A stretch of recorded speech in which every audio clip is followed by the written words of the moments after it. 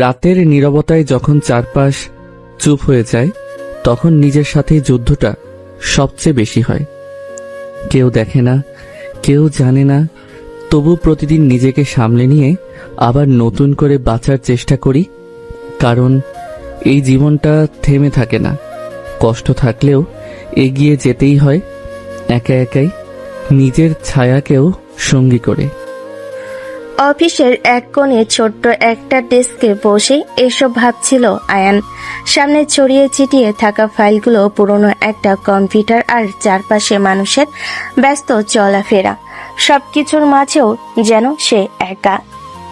নিজের ভাবনার জগতে হারিয়ে গেছে। সে এই অফিসের একজন সামান্য পিয়ন, যার কাজ ফাইল পৌঁছে দেওয়া, চা আনা আর সবার ছোটখাটো আদেশ পালন করা। হঠাৎই সেই নীরবতা ভেঙে উঠে একটা কড়া গলা। এই আয়ান, ম্যানেজার স্যার ডাকছে। কথাটা শুনেই আয়ন একটু চমকে উঠল, বাস্তবতায় ফিরে এলো। মাথা নিচু করে ধীর পায়ে উঠে দাঁড়ালো সে। তারপর ম্যানেজারের রুমের দিকে হাঁটা শুরু করলো, মনে মনে অজানা এক চাপা অনুভূতি নিয়ে, যেন এই ডাকার পেছনে কিছু একটা আছে। ম্যানেজারের রুমের সামনে গিয়ে কিছুক্ষণ থেমে থাকলো আয়ান। ভিতরে ঢোকার আগে যেন নিজেকে একটু গুছিয়ে নিতে চাইল, কারণ এই দরজার ওপাশে সবসময় থাকে চাপ, বকা আর অযথা আদেশের পাহাড়। ধীরে ধীরে দরজা নক করতে ভেতর থেকে ভেসে এলো কর্কশ একটা গলা। ভিতরে আসো। আয়ন মাথা নিচু করে রুমে ঢুকতে ম্যানেজারের চোখ তুলে তাকালো। তারপর বিরক্তি ভরা মুখে টেবিলের উপর থাকা একটা মোটা কাগজের লিস্ট তার দিকে ঠেলে দিয়ে বলল, এইসব ফাইলগুলো স্টোর রুম থেকে নিয়ে আসো, আর একটাও যেন মিস না হয়, বুঝেছো? কথাটা বলার ভঙ্গিটা এমন যেন আয়ন কোনো মানুষ না, শুধু একটা কাজের মেশিন। আয়ন চুপচাপ লিস্টটা হাতে নিল। একবার চোখ বোলাতেই তার ভুরু কুঁচকে গেল। এক গাদা ফাইলের নাম একটার পর একটা, যেন শেষই হচ্ছে না। সে মাথা নেড়ে আস্তে করে বলল, জি স্যার। তারপর আর কিছু না বলে রুম থেকে বের হয়ে গেল। বাইরে বের হয়েই একটা দীর্ঘ নিঃশ্বাস ফেলল আয়ান। মনে মনে ভাবল, এসব কাজ না করলে আবার বকা শুনতে হবে, সবার সামনে অপমান হতে হবে। তাই কিছু বলার সুযোগ নেই, চুপচাপ সহ্য করাই তার কাজ। স্টোররুমের সামনে গিয়ে দরজা খুলতে ধুলো আর পুরনো কাগজের গন্ধ একসাথে নাকে এসে লাগলো। ভিতরে চারপাশে ফাইলের স্তূপ, এলোমেলো তাক আর অন্ধকার একটা পরিবেশ, যেন বছরের পর বছর কেউ ঠিক করে গুছায়নি। আয়ান ধীরে ধীরে ভেতরে ঢুকে পড়ল। হাতে থাকা লিস্টটা দেখে দেখে ফাইল খুঁজতে শুরু করলো। একটা একটা করে ফাইল নামাচ্ছে, ধুলো ঝাড়ছে, আবার মিলিয়ে নিচ্ছে ঠিক আছে কিনা। ভুল হলে আবার শুনতে হবে কথা। ঘাম ঝরছে, হাত ধুলোয় মাখামাখি হয়ে যাচ্ছে।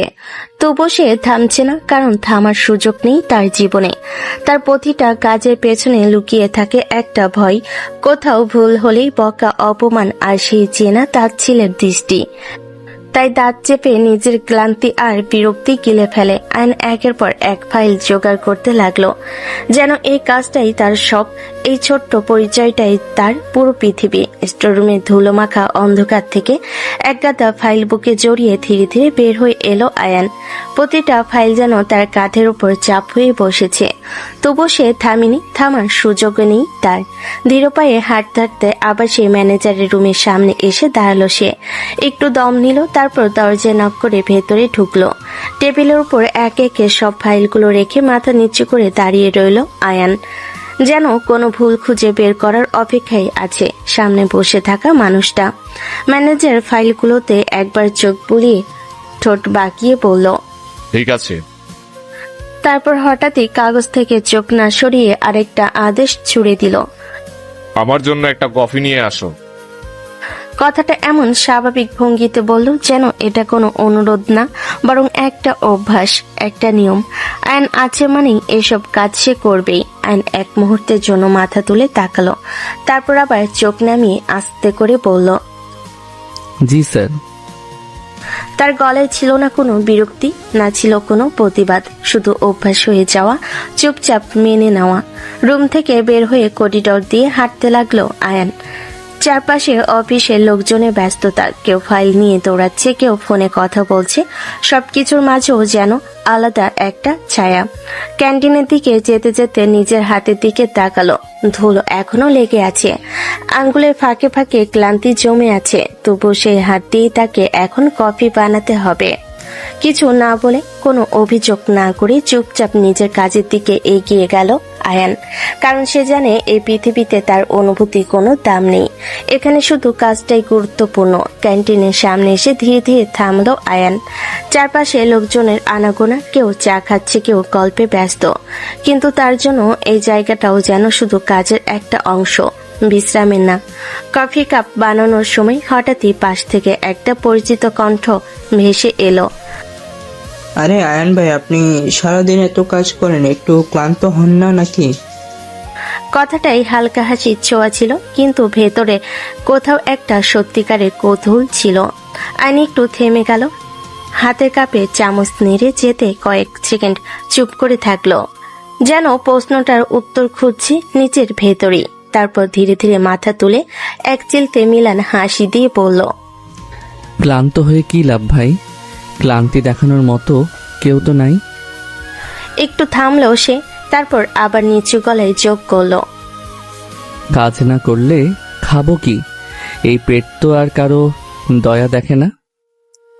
কথাগুলো বলার সময় তার চোখে না ছিল অভিযোগ, না ছিল কষ্টের প্রকাশ, কিন্তু তবুও যেন কথার ফাঁকে ফাঁকে লুকিয়েছিল হাজারটা না বলা গল্প। স্টাফটা কিছুক্ষণ চুপ করে রইল, কি বলবে বুঝে উঠতে পারল না, শুধু তাকিয়ে থাকলো আয়ানের দিকে। আর আয়ান আবার আগের মতোই চুপচাপ কফির কাপটা হাতে নিয়ে সামনে এগিয়ে গেল, যেন এই কথোপকথনটা তার জীবনের কোনো অংশই না, সবকিছুই তার কাছে অভ্যাস হয়ে গেছে। কফির কাপটা হাতে নিয়ে ধীরে ধীরে আবার ম্যানেজারের রুমের দিকে এগিয়ে গেল আয়ান। তার হাঁটার ভঙ্গিতে ছিল এক ধরনের নীরব ক্লান্তি, কিন্তু মুখে সেই চেনা নির্লিপ্ত ভাব, যেন কিছুই তাকে ছুঁতে পারে না। দরজা হালকা নক করে ভিতরে ঢুকতেই ম্যানেজার বিরক্ত মুখে তাকালো। আয়ান কিছু না বলে চুপচাপ কফির কাপটা টেবিলের এক পাশে রেখে দিল। ঠিক তখনই অফিসের বাইরে হঠাৎ একটা অস্বাভাবিক নড়াচড়া শুরু হলো। করিডর জুড়ে ফিসফাস, কেউ সোজা হয়ে দাঁড়িয়ে যাচ্ছে, কেউ দ্রুত নিজের কাজের ভান করছে। পরিবেশটা এক মুহূর্তে বদলে গেল। ম্যানেজার চেয়ার থেকে উঠে দাঁড়িয়ে জানালার দিকে তাকিয়ে বলল, স্যার আসছে মনে হয়। কয়েক সেকেন্ডের মধ্যে দরজার সামনে এসে দাঁড়ালো অফিসের মালিক। তার সাথে ছিল একটা মেয়ে, আত্মবিশ্বাসে ভরা, চোখে মুখে স্পষ্ট অহংকার, যেন এই জায়গাটা তার জন্য খুবই ছোট।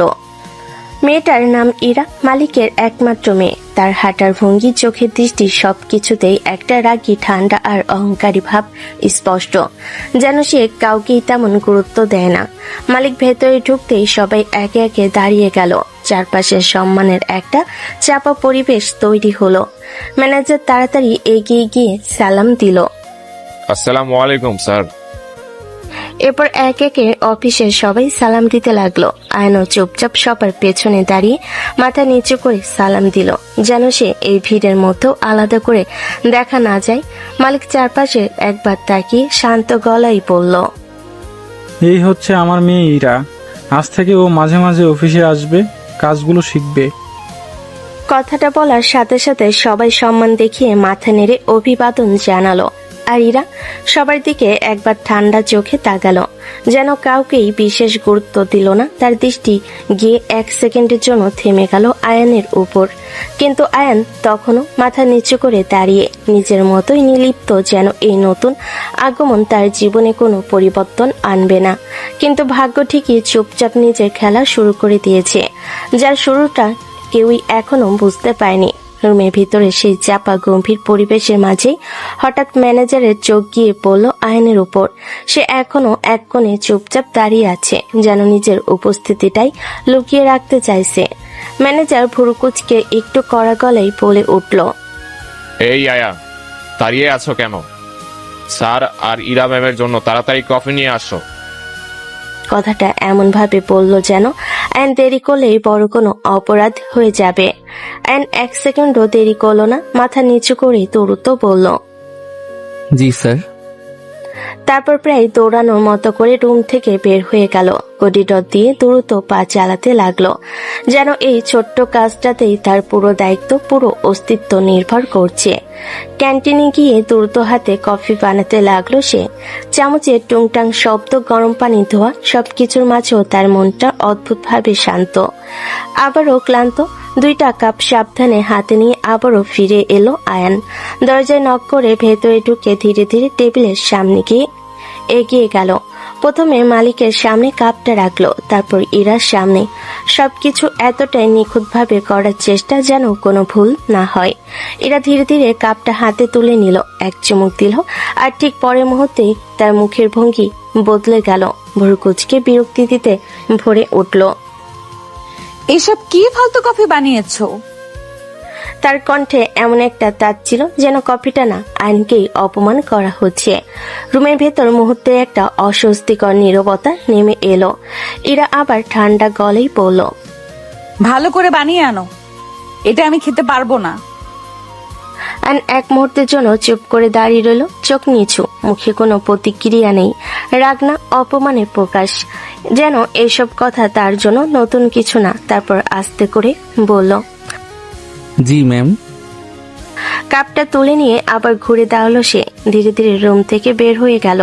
তার পায়ের শব্দ করিডোরে মিলিয়ে যেতে লাগলো, আর তার সাথে মিলিয়ে গেল তার নীরব সহ্য করার অভ্যাসটা, যেটা প্রতিদিন একটু একটু করে তাকে আরো নিঃশব্দ, আরো গভীর করে তুলছে। রুম থেকে বের হয়ে করিডোরে ধীরে ধীরে হাঁটতে লাগলো আয়ান।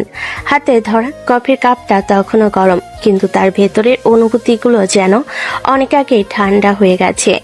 ইরার বলা কথাগুলো কানে বাজছে, ফালতু, ভালো করে বানিয়ে আনো, এগুলো তার জন্য নতুন কিছু না। তবু প্রতিটা শব্দ কোথাও না কোথাও গিয়ে লাগে, যদিও সে সেটা প্রকাশ করে না। ক্যান্টিনের দিকে এগোতেই হঠাৎ তার পকেটের ভিতর ফোনটা হঠাৎ কেঁপে উঠল। একটা মেসেজ এসেছে। আয়ন থেমে গেল, চারপাশে একবার তাকিয়ে নিশ্চিত হলো কেউ খেয়াল করছে না। তারপর ধীরে ধীরে ফোনটা বের করলো। স্ক্রিনে ভেসে উঠল একটা ছোট্ট মেসেজ। সতর্ক থাকুক, আজকে কিছু একটা হতে পারে। মেসেজটা পড়তেই তার চোখের দৃষ্টি এক মুহূর্তে বদলে গেল। যে চোখ এতক্ষণ নিস্তেজ ছিল, সেখানে হঠাৎ করে একটা তীক্ষ্ণতা ফুটে উঠল। ঠিক তখনই ফোনটা আবার বেজে উঠল। স্ক্রিনে ভেসে উঠল গার্ড কলিং। আইন 1 সেকেন্ড দেরি না করে কলটা রিসিভ করলো, গলা নিচু, শান্ত কিন্তু দৃঢ়। বলো। বস, আজকে খবর এসেছে আপনাদের মালিকের উপর হামলা হতে পারে। লোকজন মুভ করছে ইতিমধ্যে। এক মুহূর্তের জন্য চারপাশের সব শব্দ যেন থেমে গেল। আইন কিছুক্ষণ চুপ করে রইল। তার চোখে তখন আর আগে সেই সাধারণ পিয়নের ছাপ নেই, বরং এক অদ্ভুত ঠান্ডা হিসাবি দৃষ্টি। তারপর খুব শান্ত কিন্তু কঠিন গলায় বলল, ব্যবস্থা করো যেন এদের কোনো ক্ষতি না হয়। কথাগুলো ছিল সংক্ষিপ্ত, কিন্তু এর ভেতরে লুকিয়ে ছিল একটা অদৃশ্য ক্ষমতা, একটা অদেখা নিয়ন্ত্রণ। ওপাশ থেকে সাথে সাথেই উত্তর এলো। এই আয়ান। কলটা কেটে গেল। আয়ন আবার কিছুক্ষণ স্থির দাঁড়িয়ে রইল, তারপর ধীরে ধীরে ফোনটা পকেটে ঢুকিয়ে নিল। মুহূর্তের মধ্যেই তার মুখের ভাব আবার আগের মতোই নিলিপ্ত হয়ে গেল, যেন কিছুই ঘটেনি, যেন সে এখনো সেই সাধারণ পিয়ন যার কাজ শুধু কফি বানানো। তারপর আবার ক্যান্টিনের দিকে হাঁটা শুরু করলো। হাতে কফির কাপ, মুখে নীরবতা, কিন্তু তার অদৃশ্য জগৎটা তখন ইতিমধ্যেই নড়ে উঠেছে। ক্যান্টিনে এসে আবার নতুন করে কফি বানাতে লাগলো আয়ান, আগে থেকেও বেশি মনোযোগ দিয়ে, যেন কোনো ভুলের সুযোগ না থাকে এবার। চামচের হালকা শব্দ, গরম পানি ধোয়া আর কাপে কফির গাঢ় রং সবকিছু খুব নিখুঁতভাবে মিশিয়ে নিল, যেন এই ছোট্ট কাজটার মধ্যে সে নিজের দায়িত্বটুকু সম্পূর্ণ করতে চায়। কাপটা সাবধানে হাতে নিয়ে আবার ম্যানেজারের রুমের দিকে এগিয়ে গেল আয়ান। দরজায় নক করে ভেতরে ঢুকে আগের মতোই চুপচাপ টেবিলের উপর কফিগুলো রেখে দিল। ইরা এবার ধীরে ধীরে কাপটা তুলে নিল, এক চুমুক খেলো, কিছুক্ষণ চুপ করে থাকলো, কিন্তু এবার আর কোনো কথা বলল না, না কোনো অভিযোগ, না কোনো তার ছিল, শুধু নীরবভাবে কফিটা খেতে লাগলো।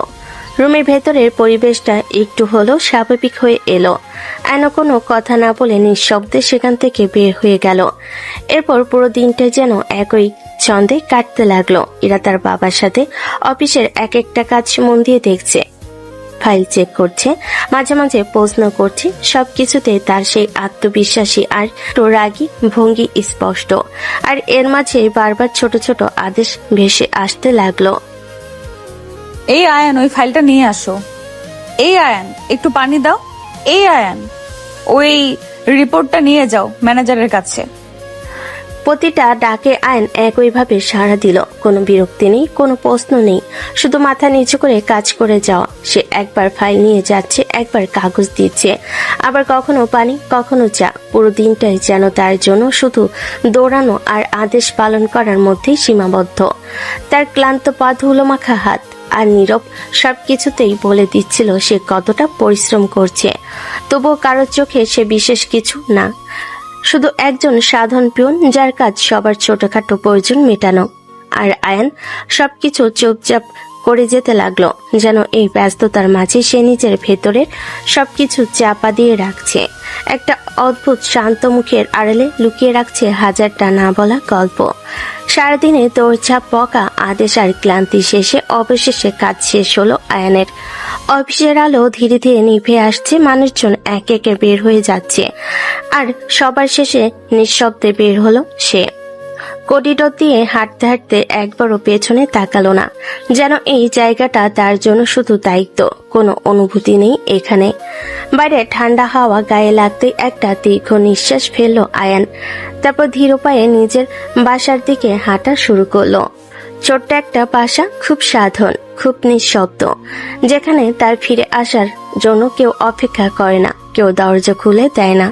দরজা খুলে ভেতরে ঢুকতে একটা শূন্যতা তাকে ঘিরে ধরলো, যেন পুরো ঘরটাই তার একাকিত্বের সাক্ষী।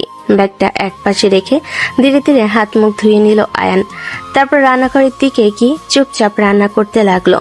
চুলায় আগুন জ্বলছে, পাতিলে কিছু ফুটছে। এই ছোট ছোট শব্দগুলোই যেন তার জীবনের একমাত্র সঙ্গী।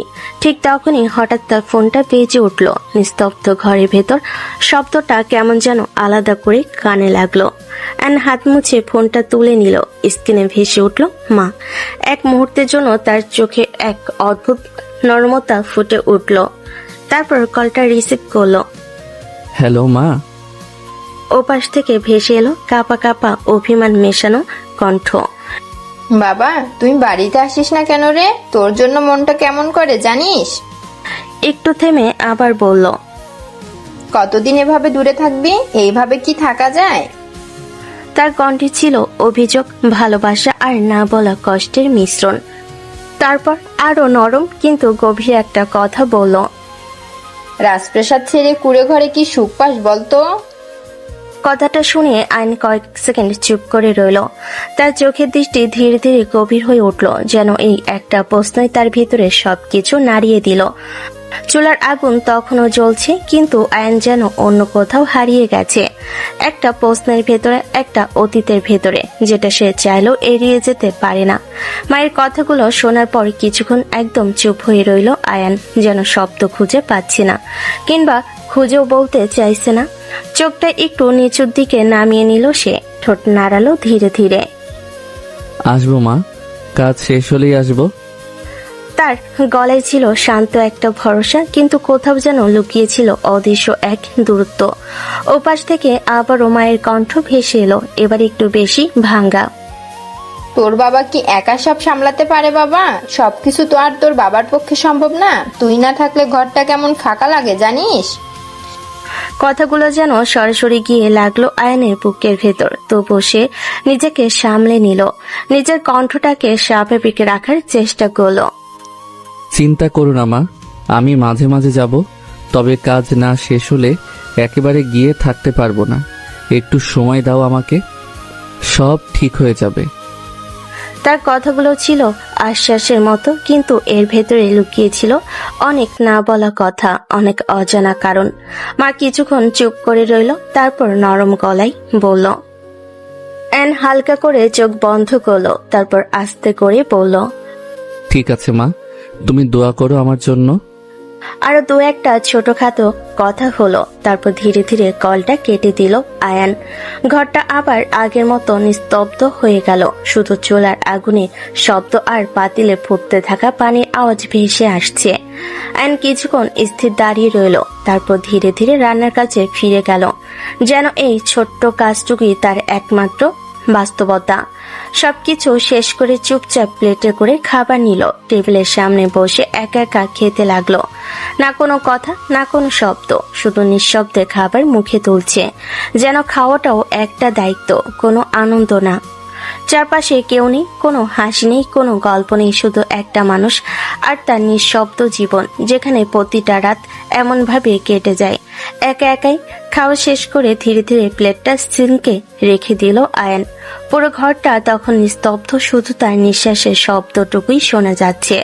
এক গ্লাস পানি খেয়ে ধীরে ধীরে নিচের রুমের দিকে এগিয়ে গেল সে। দরজা খুলে ভেতরে ঢুকতে সেই চেনা নীরবতা আবার তাকে ঘিরে ধরল। বিছানার পাশে গিয়ে বসতেই মনে হলো শরীরটা যেন আর চলতে চায় না। সারাদিনের ক্লান্তি, মানসিক চাপ সব মিলিয়ে সে একদম নিঃশেষ হয়ে গেছে। ঠিক তখনই হঠাৎ ফোনটা আবার বেজে উঠল। নিস্তব্ধ ঘরের ভেতর শব্দটা কেমন যেন কাঁপন তুলে দিল। অ্যান ধীরে ধীরে ফোনটা হাতে তুলে নিল। স্ক্রিনে ভেসে উঠল গার্ড কলিং। তার চোখের দৃষ্টি এক মুহূর্তে বদলে গেল। ক্লান্ত সেই মানুষটা যেন কোথাও হারিয়ে গিয়ে জায়গা করে নিল এক অচেনা কঠিন কেউ। কলটা রিসিভ করতেই ওপাশ থেকে দ্রুত কণ্ঠ। জি বস।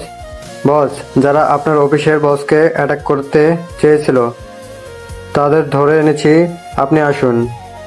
এক মুহূর্তের জন্য পুরো ঘরটা যেন থেমে গেল। আয়ন চোখ বন্ধ করলো, তারপর ধীরে ধীরে খুলল। সেই চোখে আর কোনো ক্লান্তি নেই, নেই কোনো নরমতা, শুধু ঠান্ডা ভয়ঙ্কর স্থিরতা। তার ঠোঁট নড়ল ধীরে। আসছি। একটা শব্দ, কিন্তু এর ভেতরে লুকিয়েছিল আদেশ, সিদ্ধান্ত আর নিয়ন্ত্রণ। কলটা কেটে দিতেই আইন উঠে দাঁড়ালো, আলমারির দিকে এগিয়ে গেল ধীরে ধীরে। একটা সাধারণ পিয়নের শার্ট খুলে ফেলল, আর তার জায়গায় পড়ল সম্পূর্ণ ভিন্ন এক রূপ। কালো পোশাক, গম্ভীর উপস্থিতি, আর চোখে সেই অচেনা আগুন। মুহূর্তের মধ্যেই বদলে গেল সবকিছু। এই সেই আয়ন না, যে সারাদিন অপমান সহ্য করে চুপচাপ কাজ করে। এটা সেই মানুষ যার এক কথাই জীবন মৃত্যুর হিসাব বদলে যায়। দরজা খুলে বাইরে বের হয়ে গেল সে। রাতের অন্ধকারে মিলিয়ে যেতে লাগলো তার ছায়া। সে চলে যাচ্ছে তার সেই অদৃশ্য জগতে, যেখানে কেউ তাকে আয়ান বলে না, যেখানে তার একটাই নাম এসি, যার নাম শুনলেই পুরো শহর কেঁপে ওঠে, যার ছায়াও মানুষ এড়িয়ে চলে, আর যার রাজত্ব চলে অন্ধকারে প্রতিটা কোণে, নিঃশব্দে কিন্তু ভয়ঙ্কর ভাবে। রাতের অন্ধকারে বাড়ি দরজা পেরিয়ে বাইরে বের হতেই চারপাশটা যেন অন্যরকম লাগলো। নিস্তব্ধ রাস্তা, দূরে হালকা আলো, আর তার মাঝখানে দাঁড়িয়ে থাকা একটা কালো গাড়ি যেন অপেক্ষা করছিল শুধু তার জন্যই। আয়ন ধীরে ধীরে গাড়ির দিকে এগিয়ে গেল। তার হাঁটার ভঙ্গিতে আর সেই ক্লান্তি নেই, বরং আছে এক ধরনের ভয়ঙ্কর স্থিরতা। গাড়ি কাছে পৌঁছাতে ড্রাইভার দ্রুত নেমে এসে মাথা নিচু করে সালাম দিল। আসসালামু আলাইকুম বস। তারপর সম্মান দেখিয়ে দরজাটা খুলে দিল। আয়ন কোনো উত্তর দিল না, শুধু একবার তাকালো, তারপর চুপচাপ গাড়ি ভেতরে বসে পড়ল। দরজা বন্ধ হতেই গাড়ি ধীরে ধীরে চলতে শুরু করলো। শহরের আলো পেছনে পড়ে থাকতে লাগলো, আর সামনে এগোতে লাগলো এক অজানা অন্ধকারের দিকে। গাড়ির ভেতরে পুরোটা সময় আইন চুপচাপ বসে রইল, চোখের দৃষ্টি জানালার বাইরে। কিন্তু তার চিন্তাগুলো অনেক গভীরে, যেখানে কোনো দয়া নেই, কোনো দুর্বলতা নেই। কিছুক্ষণ পর গাড়িটা এসে থামলো একটা নির্জন জায়গায়। বাইরে থেকে সাধারণ মনে হলো, ভেতরে লুকিয়ে আছে এক ভয়ঙ্কর বাস্তবতা। গাড়ি থেকে নামতেই চারপাশে দাঁড়িয়ে থাকা লোকজন একসাথে মাথা নিচু করে সালাম দিল। আসসালামু আলাইকুম স্যার। আইন ধীরে ধীরে সামনে এগিয়ে গেল। তার উপস্থিতিতেও চারপাশে একটা চাপা ভয় ছড়িয়ে পড়ল। একটা রুমে দরজা খুলে দেওয়া হলো। ভিতরে কয়েকজন লোক বাঁধা অবস্থায় বসে আছে, মুখে আতঙ্ক স্পষ্ট। আইন ভিতরে ঢুকতেই তারা কেঁপে উঠল, যেন সামনে দাঁড়িয়ে থাকা মানুষটা তাদের শেষ পরিণতি। আয়ান কিছুক্ষণ চুপ করে তাদের দিকে তাকিয়ে রইল। সেই দৃষ্টি এতটাই ঠান্ডা যেন তাদের অস্তিত্বটাই তার কাছে কিছু না। তারপর ধীরে ধীরে এগিয়ে গিয়ে একজনের সামনে দাঁড়ালো। কোনো কথা না বলে হঠাৎই একটা জোরালো খুশি মারল। লোকটা মাটিতে পড়ে গেল। আয়নের গলা ঠান্ডা কিন্তু ভয়ঙ্কর। কেন ওনাদের উপর হামলা করতে চেয়েছিলি কেন বল? লোকগুলো কাঁপতে লাগলো, বাঁচার জন্য মরিয়া হয়ে উঠল। বস, আমাদের ছেড়ে দিন, আমরা ভুল করেছি। কিন্তু আয়ান থামলো না, আবার আঘাত করতে লাগলো। যেন উত্তর না পাওয়া পর্যন্ত থামার ইচ্ছেটাই নেই তার। লোকগুলো কাঁদতে কাঁদতে বলল, আমরা কিছু জানি না বস, আমরা শুধু অর্ডার ফলো করি, আমাদের বস জানে সব। রুমের ভেতরে বাতাস ভারী হয়ে উঠল। ভয়, আতঙ্ক আর নিঃশব্দ চিৎকারে ভরে গেল চারপাশ।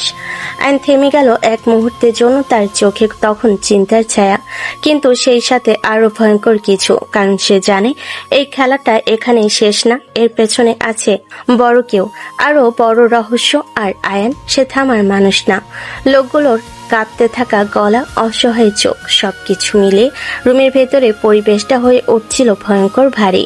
কিন্তু আয়নের চোখে কোনো দয়া ছিল না, বরং তাদের কথাগুলো যেন তার রাগকে আরো বাড়িয়ে দিচ্ছিল। হঠাৎ করে সে দাঁত চেপে সামনে এগিয়ে গেল, একজনকে ধরে এমন জোরে আঘাত করলো যে লোকটা মাটিতে লুটিয়ে পড়ল। আরেকজন পালানোর চেষ্টা করতে তাকে টেনে এনে নির্মমভাবে মারতে লাগলো। ঘুষি, লাথি, একটার পর একটা আঘাতে লোকগুলো চিৎকার করতে লাগলো। তাদের সেই চিৎকার দেওয়ালে ভেতর আটকে গিয়ে আরো ভয়ঙ্কর হয়ে উঠছিল। আয়ান থামছিল না, যেন তার ভিতরে জমে থাকা সব রাগ, সব অজানা ক্ষোভ এই মানুষগুলোর উপর ঝরে পড়ছে। একসময় এমন অবস্থা হলো তাদের, হাত পা ভেঙে একেবারে অসহায় করে ফেললো সে। কেউ আর ঠিকভাবে নড়তেও পারছে না। তারপর ধীরে ধীরে থামলো আয়ান, ভারী শ্বাস নিচ্ছে, কিন্তু চোখ এখনো ঠান্ডা স্থির। কয়েক সেকেন্ড চুপ করে থেকে সে পাশে দাঁড়িয়ে থাকা লোকেদের দিকে তাকালো। তার গলা আবার সেই আগের মতোই শান্ত, কিন্তু ভয়ঙ্কর কৃতিত্বে ভরা।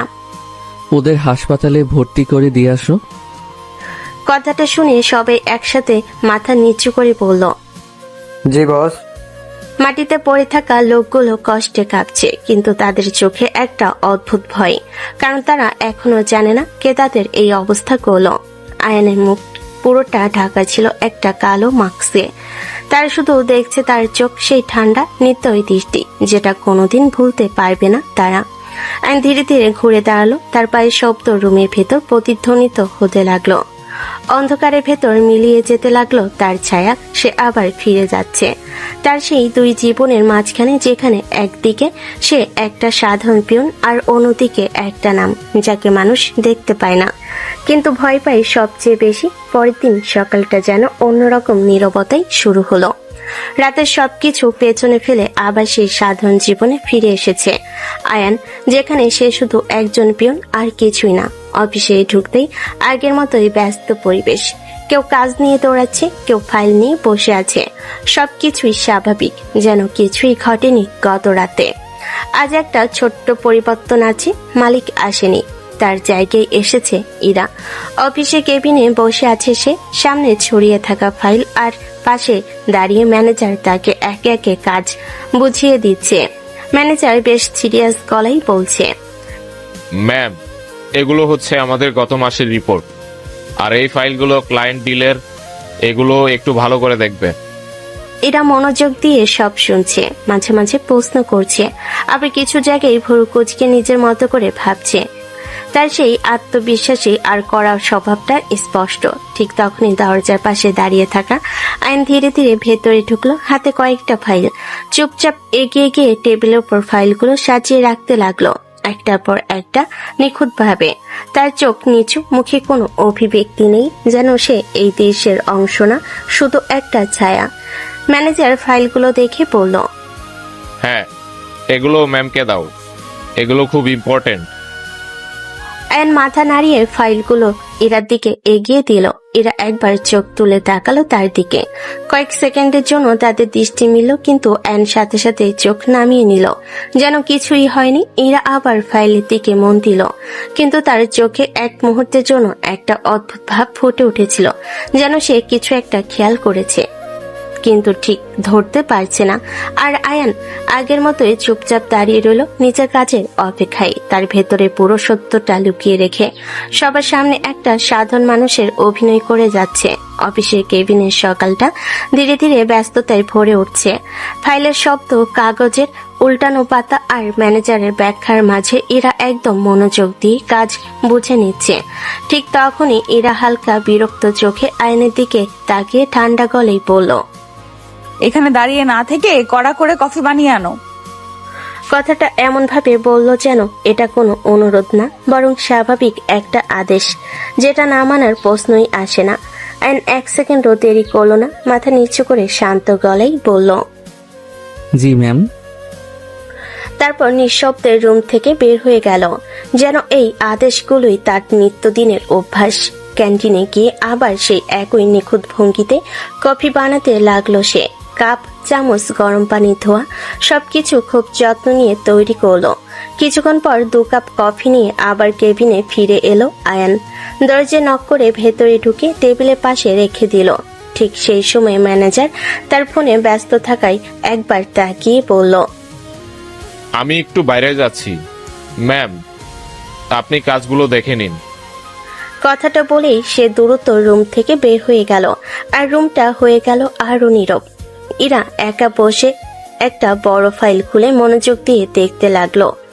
চোখ কুঁচকে একের পর এক পৃষ্ঠা উল্টাচ্ছে, কিন্তু কিছুতেই হিসাব মিলাতে পারছে না। বুড়ো কুঁচকে সে নিজেই নিজেকে বলল, এটা কেন মিলছে না?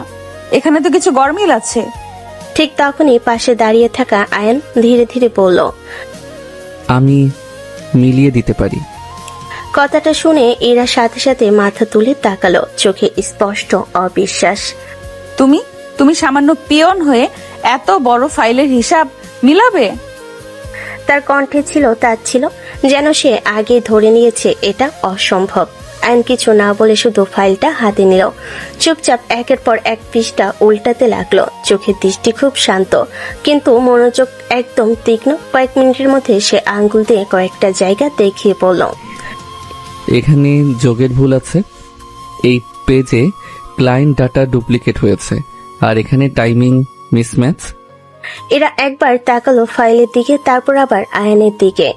তার চোখে একবার অবাক হওয়ার ছাপ স্পষ্ট, যেন সে বিশ্বাসই করতে পারছে না যে একটা সাধারণ পিয়ন এত দ্রুত এত নিখুঁতভাবে সব ভুল ধরতে পারল। এরা ধীরে ধীরে ফাইলটা আবার চেক করতে লাগলো, আর প্রতিটা লাইনে গিয়ে দেখলো আইন যা বলেছে সবকিছুই ঠিক। এক মুহূর্তের জন্য রুমটা একদম চুপ হয়ে গেল। এরা চোখ তখনও ফাইলের উপর, কিন্তু তার ভেতরে একটা প্রশ্ন ঘুরতে লাগলো, এই ছেলে আসলে কে? আর আয়ান আগের মতোই শান্তভাবে দাঁড়িয়ে আছে, যেন কিছুই হয়নি, যেন এটা তার জন্য খুব সাধারণ একটা ব্যাপার। রুমের ভেতরেই সেই অদ্ভুত নীরবতা ধীরে ধীরে কাটিয়ে আবার কাজে মন দিল ইরা। কিন্তু তার চোখের কোণে কোথাও যেন রয়ে গেল সেই বিস্ময়, একজন পিয়ন এত নিখুঁতভাবে হিসাব মিলালো। কিছুক্ষণ পর ফাইলগুলো গুছিয়ে রেখে ধীরে ধীরে উঠে দাঁড়ালো সে, মুখে আবার সেই আগের মতো কড়া ভাব, যেন কিছুই তাকে নড়াতে পারেনি। এরা কেবিন থেকে বের হয়ে করিডর দিয়ে নিচে যাওয়ার জন্য হাঁটা শুরু করলো। হাই হিলের শব্দ করিডরে প্রতিধ্বনিত হতে লাগলো এক ধরনের আত্মবিশ্বাসী ছন্দে। আর পেছন থেকে চুপচাপ কিছু ফাইল গুছিয়ে বের হচ্ছিল আয়ান। তার চোখ স্বাভাবিকভাবেই ইরার দিকে ছিল, যেন সে অভ্যাসবশত খেয়াল রাখছে। ঠিক তখনই হঠাৎ করে ইরার পা হালকা করে বেঁকে গেল। হাই হিলটা যেন মেঝেতে সঠিকভাবে বসল না, আর পরের মুহূর্তে সে ভারসাম্য হারিয়ে সামনে পড়ে যেতে লাগলো। সবকিছু যেন 1 সেকেন্ডের জন্য থেমে গেল। আর ঠিক সেই মুহূর্তেই আয়ন দৌড়ে এগিয়ে এলো, এক হাতে ইরার হাত ধরে আরেক হাতে তার কোমর সামলে নিল। এরা পুরোটা ভর দিয়ে পড়ে গেল আয়নের গায়ের উপর। একটা অদ্ভুত নীরবতা চারপাশে ছড়িয়ে পড়ল। তাদের দুজনের মুখ খুব কাছাকাছি, নিঃশ্বাসের উষ্ণতা একে অপরের গায়ে লাগছে। সময়টা যেন থেমে গেছে কয়েক সেকেন্ডের জন্য। এরা চোখে বিস্ময় স্পষ্ট। এমন ভাবে কেউ তাকে ধরবে, এমন ভাবে কেউ তার এতটা কাছে আসবে, এটা যেন তার অভ্যাসের বাইরে। আর আয়ান তার চোখ সেই চেনা শান্ত দৃষ্টি, কিন্তু কোথাও যেন লুকিয়ে আছে অন্যরকম একটা গভীরতা, যেটা কেউ সহজে বুঝতে পারে না। চারপাশের করিডর নিস্তব্ধ, শুধু তাদের দুজনের মাঝে সেই অদ্ভুত অচেনা অনুভূতিটা যেন বাতাসে ভেসে বেড়াচ্ছে। কয়েক সেকেন্ড পর ইরা যেন নিজের হুঁশে ফিরে এলো, তাড়াতাড়ি নিজেকে সরিয়ে নিল, কিন্তু তার চোখে এখনো সেই অস্বস্তি আর অজানা অনুভূতির ছাপ রয়ে গেছে। আর আয়ান ধীরে ধীরে হাত নামিয়ে আবারও আগের মতোই দাঁড়িয়ে গেল, যেন কিছুই হয়নি। অথচ সেই কয়েক মুহূর্ত তাদের দুজনের জীবনে একটা অদ্ভুত পরিবর্তনের শুরু হয়ে গেল। আয়ান মনে মনে বলল, এটা একদম ঠিক হলো না। ম্যাডাম কি বলে আল্লাহ জানে। কয়েক সেকেন্ড সেই অদ্ভুত নীরবতা ভেঙে ধীরে ধীরে নিজেকে সামলে নিল আয়ান, যেন কিছুই হয়নি, যেন এই মুহূর্তটা তার জীবনের কোনো অংশই না। সে এক পা পেছনে সরে গেল, মাথা নিচু করে শান্ত গলায় বলল, সরি ম্যাম। কথাটা খুব সাধারণ, খুব ছোট, কিন্তু তার ভেতরে ছিল একটা দূরত্ব বজায় রাখার চেষ্টা। তারপর আর এক সেকেন্ডও দাঁড়ালো না, ধীরে ধীরে ঘুরে সোজা চলে গেল করিডরের ভেতর দিয়ে নিজের জায়গায় ফিরে যাওয়ার জন্য। তার পায়ের শব্দ মিলিয়ে যেতেই ইরা কিছুক্ষণ স্থির হয়ে দাঁড়িয়ে রইল। তার বুকের ভেতর অদ্ভুত একটা কম্পন হচ্ছে, যেন হঠাৎ করে কিছু একটা বদলে গেছে, যেটা সে নিজেও বুঝতে পারছে না। আয়নের স্পর্শটা যেন এখনো তার হাতে, তার কাঁধে রয়ে গেছে। সে অস্বস্তি বোধ করলো, ভুরুকুচকে নিজের হাতটা শক্ত করে চেপে ধরলো, যেন সেই অনুভূতিটা মুছে ফেলতে চায়। মাথা ঝাঁকিয়ে নিজেকে স্বাভাবিক করার চেষ্টা করলো ইরা। তারপর নিজের মনে নিজেই একটু বিরক্ত হয়ে বলল, কি সব বাজে বাজে ভাবছি আমি? একটা পিয়ন, একটা সাধারণ স্টাফ, তার স্পর্শে আমার কেন এমন লাগবে? তার চোখে আবার সেই অহংকারের ছাপ ফিরে এলো। ঠোঁট বাঁকিয়ে মনে মনে বলল, পিয়ন হয়ে আমার গায়ে হাত দেওয়ার সাহস হলো কিভাবে? যদিও সে জানে আয়ন তাকে বাঁচানোর জন্যই ধরেছিল, তবুও নিজের ইগোটা মানতে চাইল না। মাথা নিচু করে আবার হাঁটা শুরু করলো ইরা, যেন কিছুই হয়নি, যেন এই ঘটনাটা তার জীবনে কোনো গুরুত্বই রাখে না। কিন্তু কোথাও একটা ছোট্ট কম্পন, একটা অজানা অনুভূতি চুপচাপ জায়গা করে নিয়েছে তার ভেতরে, যেটা সে যতই অস্বীকার করুক পুরোপুরি এড়িয়ে যেতে পারবে না। বিকেলের ক্লান্ত আলোটা ধীরে ধীরে অফিসের কাছের জানালা ভেদ করে ভেতরে ঢুকছে। সারাদিনে ব্যস্ততার পর একটু বিরতির সময়ে ক্যান্টিনে ছড়িয়ে ছিটিয়ে বসে আছে কয়েকজন স্টাফ। এক কোণে চুপচাপ বসে আছে আয়ান, সামনে রাখা এক কাপ চা ঠান্ডা হয়ে যাচ্ছে, কিন্তু তার দৃষ্টি কোথাও দূরে মনে হয়। সে এখনো বসে থাকলেও তার মন অন্য কোথাও ঘুরে বেড়াচ্ছে। চারপাশের হাসি, গল্প, কথাবার্তা সবকিছু চলছে নিজের মতো, কিন্তু আয়ান সেসবের অংশ না। সে নিজের নীরব জগতে ডুবে আছে। ঠিক তখনই তার ফোনটা হঠাৎ বেজে উঠল। আয়ান একটু চমকে উঠল। ফোনটা হাতে তুলে স্ক্রিনের দিকে তাকাতে তার চোখের দৃষ্টি এক মুহূর্তে বদলে গেল। স্ক্রিনে লেখা বাবা। এক সেকেন্ডও দেরি না করে কলটা রিসিভ করলো সে। হ্যালো বাবা। ওপাশ থেকে ভেসে এলো গম্ভীর, একটু চিন্তিত কণ্ঠ। আয়ান, তুমি একটু অফিসে আসো, জরুরি একটা মিটিং আছে। আমি এটা সামলাতে পারবো না, তোমাকে দরকার। কথাগুলো কানে শুনে আয়ন কয়েক সেকেন্ড চুপ করে রইল। তার চোখে তখন চিন্তার ছাপ, কিন্তু সাথে সাথে একটা সিদ্ধান্ত যেন তৈরি হয়ে গেল। আয়ন শান্ত গলায় বলল, আচ্ছা আসছি। কলটা কেটে দিতেই আর এক মুহূর্ত বসে থাকলো না সে। তাড়াতাড়ি উঠে দাঁড়ালো, চেয়ারটা একটু সরিয়ে দ্রুত পায়ে ক্যান্টিন থেকে বের হয়ে গেল। তার হাঁটার ভঙ্গিতে ছিল তাড়াহুড়ো, যেন এই মুহূর্তে তার অন্য একটা পরিচয় তাকে ডাকছে। করিডর দিয়ে দ্রুত বের হয়ে গেল আয়ান, কোনো অনুমতি না, কোনো ছুটি না, শুধু চলে গেল নিঃশব্দে। ঠিক সেই সময় দূর থেকে এই দৃশ্যটা চোখে এলো ইরার। সে একটু থেমে তাকিয়ে রইল, বুড়ো কুচকে গেল হালকা করে। এই পিয়নটা এখন কোথায় গেল, তাও আবার ছুটি নিয়ে? সে কিছুক্ষণ দাঁড়িয়ে রইল, তারপর ঠোঁট বাঁকিয়ে মাথা ঘুরিয়ে নিল, যেন এই ব্যাপারটা তার ভালো লাগেনি। কিন্তু কোথাও একটা ছোট্ট কৌতূহল জন্ম নিল, এই ছেলেটা হঠাৎ এমন তাড়াহুড়ো করে কোথায় গেল। আর আয়ান সে ইতিমধ্যে বের হয়ে গেছে তার সেই অন্য জগতে ফিরে যাওয়ার জন্য, যেটা এই অফিসের কেউ কল্পনা করতে পারে না। অফিস থেকে বের হয়ে দূরত্ব পায়ে বাইরে এসে দাঁড়ালো আয়ান। তার মুখে এখনো সেই সাধারণ নির্লিপ্ত ভাবটা, যেটা সবাই দেখে, সবাই বিশ্বাস করে, কিন্তু বাইরে দাঁড়িয়ে থাকা কালো গাড়িটার দরজা খুলতেই যেন বদলে গেল সবকিছু। ড্রাইভার দ্রুত নেমে এসে মাথা নিচু করে দরজা খুলে দিল। আসসালামু আলাইকুম স্যার। আয়ন কোনো উত্তর না দিয়ে চুপচাপ গাড়ির ভিতর বসে পড়ল। দরজা বন্ধ হতে বাইরের পৃথিবীটা যেন তার থেকে আলাদা হয়ে গেল। গাড়ির ভিতরটা একদম আলাদা, নরম আলো, নিঃশব্দ পরিবেশ, যেন এটা একটা চলমান গোপন জগৎ। আয়ান ধীরে ধীরে নিজের শার্টের বোতাম খুলতে লাগলো। সেই সাধারণ পিয়নের পোশাকটা একে একে খুলে ফেললো, যেটা তার ছদ্মবেশ ছাড়া আর কিছুই না। তারপর পাশে রাখা ব্যাগ থেকে বের করলো একদম দামি পরিপাটি একটা ড্রেস, নিখুঁত কাটিং, গাঢ় রং, যেটা তার আসল পরিচয়ের সাথে মানানসই। গাড়ির ভেতরেই খুব শান্তভাবে সেই পোশাকটা পরে নিল সে, যেন এটা তার প্রতিদিনের অভ্যাস। এরপর ধীরে ধীরে একটা কালো মাস্ক হাতে নিল। মাস্কটা মুখে পড়তেই যেন পুরো মানুষটাই বদলে গেল। সেই সাধারণ পিয়ন হারিয়ে গিয়ে সামনে দাঁড়িয়ে রইল এক অজানা রহস্যময় কেউ, যার পরিচয় কেউ জানে না, কিন্তু যার অস্তিত্ব ভয়ঙ্কর। গাড়ি ধীরে ধীরে শহরের ব্যস্ত রাস্তায় পেরিয়ে এগিয়ে গেল। তারপর একটা বিশাল বিল্ডিং এর সামনে এসে থামলো। শহরের টপ কোটিপতিদের একটি অফিস, কিন্তু এই অফিসের আসল মালিককে সেটা কেউ জানে না। গাড়ির দরজা খুলতেই চারপাশে দাঁড়িয়ে থাকা সিকিউরিটি আর স্টাফরা সাথে সাথে মাথা নিচু করে সালাম দিল। আসসালামু আলাইকুম স্যার।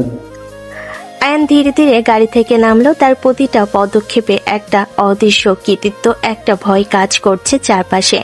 কেউ তার মুখ দেখেনি, কারণ সে মাস্কের আড়ালে লুকিয়ে আছে তার আসল পরিচয়।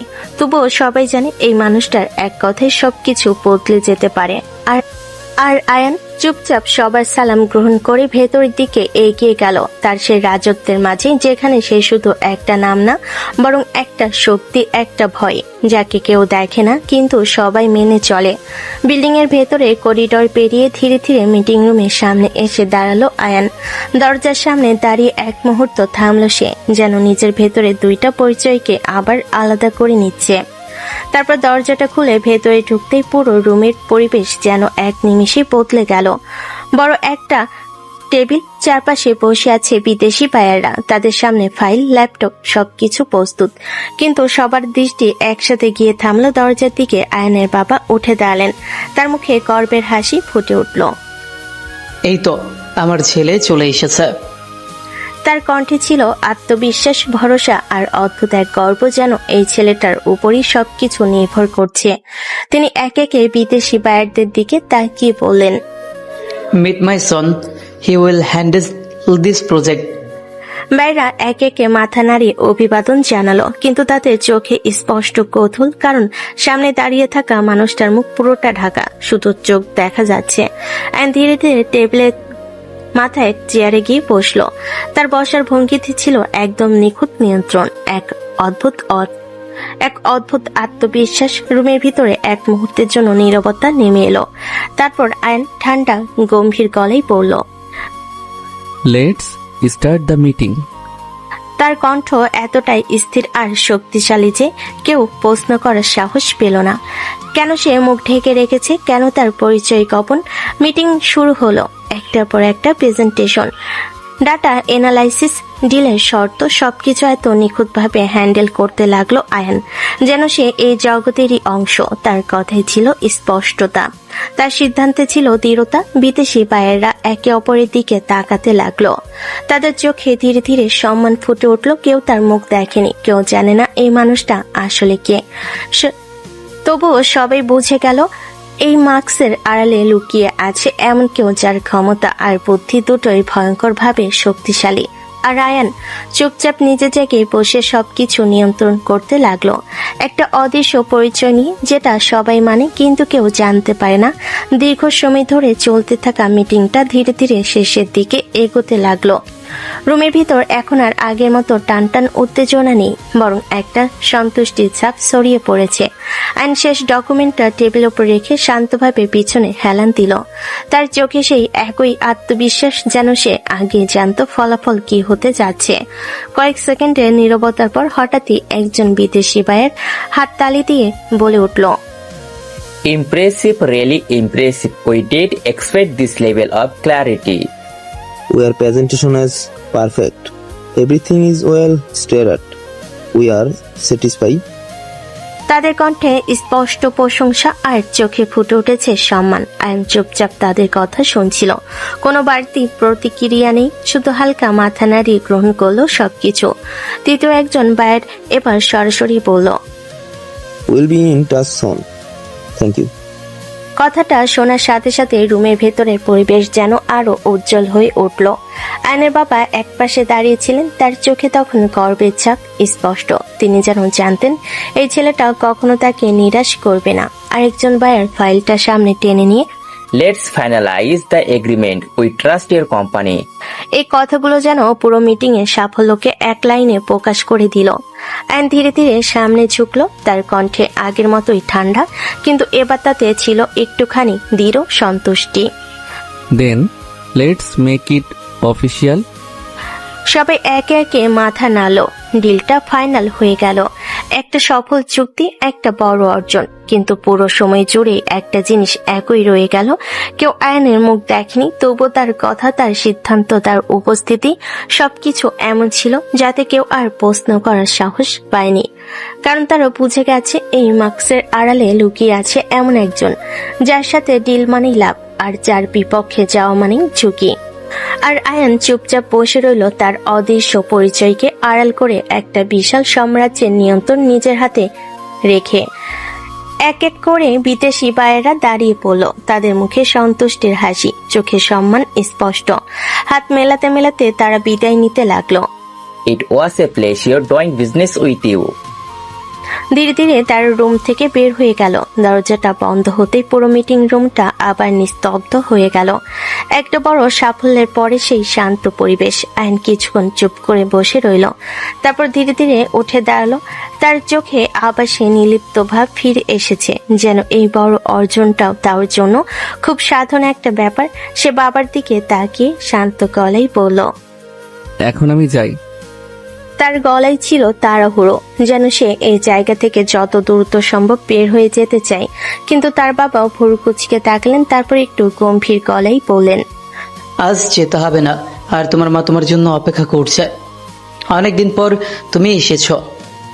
কথাগুলো শুনে আইন কয়েক সেকেন্ড চুপ হয়ে গেল, তার চোখে হালকা দ্বিধা ফুটে উঠল। তারপর নিচু গলায় বলল, আমি তো ছুটি আনি নাই, অফিসে যেতে হবে।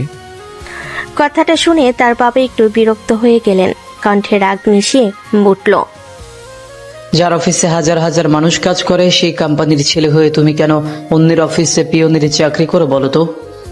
তোমার কি অভাব আছে, নাকি এটা কোনো খেলা?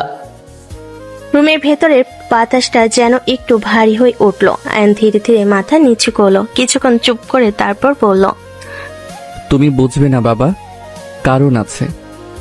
তার কণ্ঠে ছিল গভীর কিছু, যেটা সে খুলে বলতে চায় না বা পারছে না। বাবা কিছুক্ষণ তার দিকে তাকিয়ে রইলেন, তারপর দীর্ঘশ্বাস ফেলে বলেন, যাই থাক, আজ বাড়ি যেতে হবে। তার গলায় ছিল আদেশ আবার অনুরোধও। আইন চুপ করে দাঁড়িয়ে রইল। তার দুইটা পৃথিবী, একটা দায়িত্ব আরেকটা পরিবার, দুটোর মাঝখানে দাঁড়িয়ে সে নিজের দ্বিধায় পড়ে গেছে। কিন্তু আজ কোন দিকটা বেছে নেবে সে? যেটা সিদ্ধান্ত তাকে নিতেই হবে। বাবার কথার পর বেশ কিছুক্ষণ চুপ করে দাঁড়িয়ে রইল আয়ান, যেন নিজের ভেতরে সব দ্বিধা, সব টানাপোড়েন এক জায়গায় এসে জমেছে।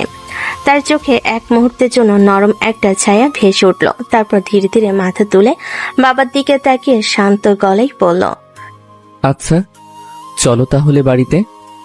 কথাটা শুনেই তার বাবার মুখে হালকা একটা স্বস্তির হাসি ফুটে উঠল, যেন অনেকদিন পর একটা ইচ্ছে পূরণ হতে যাচ্ছে। দুজন একসাথে বের হয়ে এলো মিটিং রুম থেকে, করিডর পেরিয়ে গাড়ির দিকে এগিয়ে গেল। রাতের শহর তখন আলোয় ঝলকে ভরা। রাতের শহর তখন আলোর ঝলকে ভরা, কিন্তু সেই আলো পেরিয়ে গাড়িটা ধীরে ধীরে চলে গেল এক বিশাল বাড়ির সামনে। একটা প্রাসাদের মতো বাড়ি, যেখানে প্রতিটা জিনিসে ফুটে ওঠে ঐশ্বর্য আর আভিজাত্য। গাড়ি থামতেই গেট খুলে গেল, ভেতরে ঢুকলো তারা। আয়ান গাড়ি থেকে নামতেই কয়েকজন স্টাফ সম্মান দেখিয়ে মাথা নিচু করলো, কিন্তু আয়ানের চোখ তখন শুধু একটার দিকে, বাড়ির ভেতর। দরজা খুলে ভেতরে ঢুকতেই হঠাৎ করে সামনে থেকে দৌড়ে এসে তাকে জড়িয়ে ধরলো তার মা।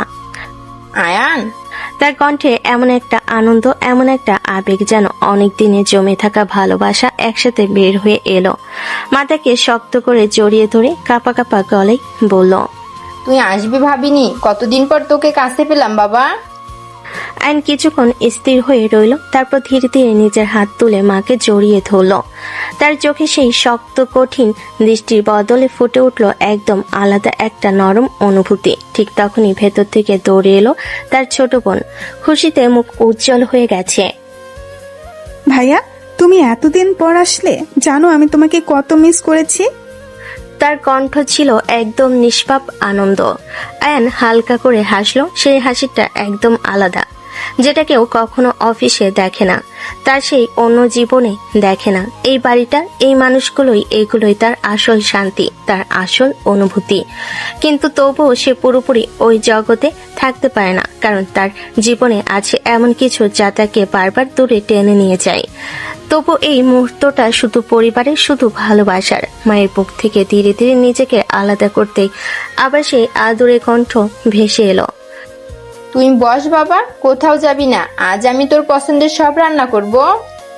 কথাগুলো বলার সময় তার চোখে ছিল অদ্ভুত এক আনন্দ, যেন বহুদিন পর নিজের ছেলেকে সামনে পেয়ে তিনি আবার বাঁচতে শুরু করেছেন। আর কিছু বলতে গিয়েও থেমে গেল, শুধু হালকা মাথা নাড়িয়ে সোফায় গিয়ে বসলো। এই বাড়িতে আরাম, এই ভালোবাসা, সবকিছুই তার কাছে একদম অন্যরকম। মা তাড়াহুড়ো করে রান্নাঘরের দিকে চলে গেলেন। কিছুক্ষণের মধ্যেই রান্নাঘর ভরে উঠল মশলার ঘ্রাণে, হাড়ির টুংটাং শব্দে, যেন প্রতিটা রান্নার মধ্যে তিনি তার ভালোবাসা ঢেলে দিচ্ছেন। এদিকে ছোট বোন এসে আয়নের পাশে বসে বলল, চোখে মুখে খুশির ঝিলিক। ভাইয়া, তুমি এতদিন কোথায় ছিলে বলো তো? একদমই আসোনি কেন এখানে? সে একের পর এক প্রশ্ন করতে লাগলো। স্কুলের গল্প, বন্ধুদের কথা, নিজের ছোট ছোট অভিযোগ, সবকিছু এক নিঃশ্বাসে বলে যাচ্ছে। আইন চুপচাপ শুনছে, মাঝে মাঝে হালকা হেসে উত্তর দিচ্ছে। তার এই দিকটা একদম আলাদা। এখানে নেই কোনো ভয়, নেই কোনো কঠোরতা, শুধু একটা ভাই, একটা ছেলে। কিছুক্ষণ পর মা রান্নাঘর থেকে ডাক দিলেন, আয়ান, খাবার রেডি। ঘরটা তখন ভরে গেছে নানা রকম খাবারের ঘ্রাণে, তার পছন্দের সব রান্না। যেন একটা দিনের জন্য মা সবকিছু ভুলে শুধু ছেলেকে খুশি করতে চান। সবাই এক একে ফ্রেশ হয়ে ডাইনিং টেবিলে এসে বসলো। টেবিল ভর্তি খাবার, মাছ, মাংস, ভর্তা, ভাজি, এত সবকিছু এত যত্ন করে সাজানো, যেন কোনো উৎসব চলছে। মা নিজ হাতে প্লেটে খাবার তুলে দিতে লাগলেন। এটা খা বাবা, এটা তোর খুব পছন্দ, আর এটা নে। তার কণ্ঠে ছিল মায়া, যত্ন আর একরাশ সুখ। আইন চুপচাপ খেতে লাগলো, মাঝে মাঝে মায়ের দিকে তাকাচ্ছে, আবার বোনের হাসি শুনছে। এই মুহূর্তগুলো তার কাছে অমূল্য। অনেকদিন পর সে এমন একটা জায়গায় বসে আছে, যেখানে কোনো ভয় নেই, কোনো অভিনয় নেই, শুধু ভালোবাসা আছে। তবু কোথাও একটা অজানা টান তাকে মনে করিয়ে দিয়েছে এই শান্তিটা তার জন্য স্থায়ী না, কারণ তার জীবনের আরেকটা দিক আছে, যেখানে এই হাসি, এই উষ্ণতা পৌঁছায় না। তবুও আজকের রাতটা শুধু পরিবারের, শুধু ভালোবাসার। খাওয়া শেষ হতে হতে অনেক রাত হয়ে গেল। ডাইনিং টেবিলে সেই কোলাহল ধীরে ধীরে কমে এসে আবার বাড়িটা শান্ত হয়ে গেল। মা প্লেটগুলো গোছাতে গোছাতে একবার তাকালেন আয়ানের দিকে। তার চোখে তখনও সেই মায়া, সেই অদ্ভুত চিন্তা, যেটা কখনোই মায়ের মন থেকে সরে না। আজ একটু শান্তি করে ঘুমা বাবা, কোথায় থাকিস, কেমন থাকিস, আল্লাহ জানে। তার কণ্ঠে ছিল দোয়া, ছিল অজানা ভয়, আর ছিল ছেলেকে কাছে রাখার অসহায় ইচ্ছে। কথাগুলো শুনে আয়ন কয়েক সেকেন্ড চুপ করে রইল। তার চোখে হালকা একটা নরমতা ফুটে উঠল, কিন্তু সে সেটা লুকিয়ে রাখলো আগের মতোই। তারপর ধীরে ধীরে মায়ের কাছে এগিয়ে গিয়ে শান্ত গলায় বলল, আচ্ছা মা, তোমরাও শুয়ে পড়ো, অনেক রাত হয়ে গেছে। তার গলায় ছিল যত্ন, কিন্তু কোথাও যেন একটা দূরত্ব, যেন সে পুরোপুরি এই শান্ত জীবনে নিজেকে জড়িয়ে ফেলতে পারছে না। মা হালকা করে মাথা নাড়লেন, তারপর এগিয়ে এসে তার মাথায় হাত বুলিয়ে দিলেন। আল্লাহ তোকে ভালো রাখুক বাবা। এই ছোট্ট স্পর্শটুকুতেই যেন সবকিছু থেমে গেল কিছুক্ষণের জন্য। আয়ন চোখ বন্ধ করে এক মুহূর্ত সেই অনুভূতিটা অনুভব করলো। তারপর ধীরে ধীরে সবার কাছ থেকে সরে নিজের রুমের দিকে চলে গেল। ঘরটা নিঃশব্দ, বাইরে রাত আরো গভীর হয়ে গেছে। বিছানায় শুয়ে ছাদের দিকে তাকিয়ে রইল আয়ান। আজকের এই শান্তি, এই ভালোবাসা সবকিছু তার ভেতরে এক অদ্ভুত অনুভূতি তৈরি করেছে। কিন্তু সে জানে এই শান্ত রাতের পরেই আবার শুরু হবে তার সেই অন্য জীবন, যেখানে ঘুম নেই, শান্তি নেই। তবুও আজ সে চোখ বন্ধ করলো অনেকদিন পর একটু শান্তির ঘুম পাওয়ার আশায়। রাত অনেক গভীর হয়ে গেছে, চারপাশে নিস্তব্ধতা নেমে এসেছে। পুরো বাড়িটা ঘুমে ডুবে আছে, শুধু সময় যেন ধীরে ধীরে এগিয়ে যাচ্ছে। অন্ধকারের ভেতর দিয়ে নিচের রুমে বিছানায় শুয়েছিল আয়ান, চোখ বন্ধ, কিন্তু ঘুমটা যেন পুরোপুরি আসে না তার জীবনে, কারণ তার রাতগুলো কখনোই পুরোপুরি শান্ত না। ঠিক তখনই হঠাৎ ফোনটা কেঁপে উঠল। নিস্তব্ধ রাতের মধ্যে সেই শব্দটা কেমন যেন তীক্ষ্ণ হয়ে কানে বাজলো।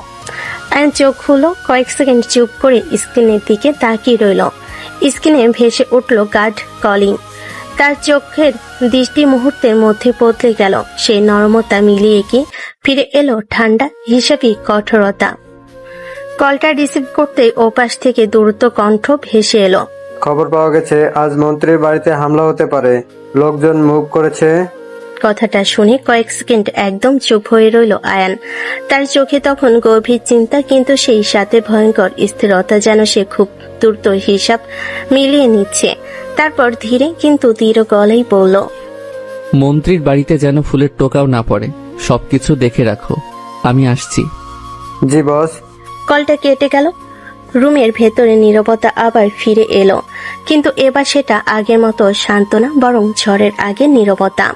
আয়ন ধীরে ধীরে উঠে বসলো। তার চোখে এখন আর ঘুম নেই, নেই কোনো দ্বিধা, শুধু দায়িত্ব আর অদৃশ্য এক ক্ষমতার ভার। সে জানে এই রাতটা আবার তাকে ডাকছে তার সেই অন্ধকার জগতে, যেখানে সে শুধু আয়ন না, বরং এমন একজন যার এক সিদ্ধান্তে বদলে যেতে পারে সবকিছু।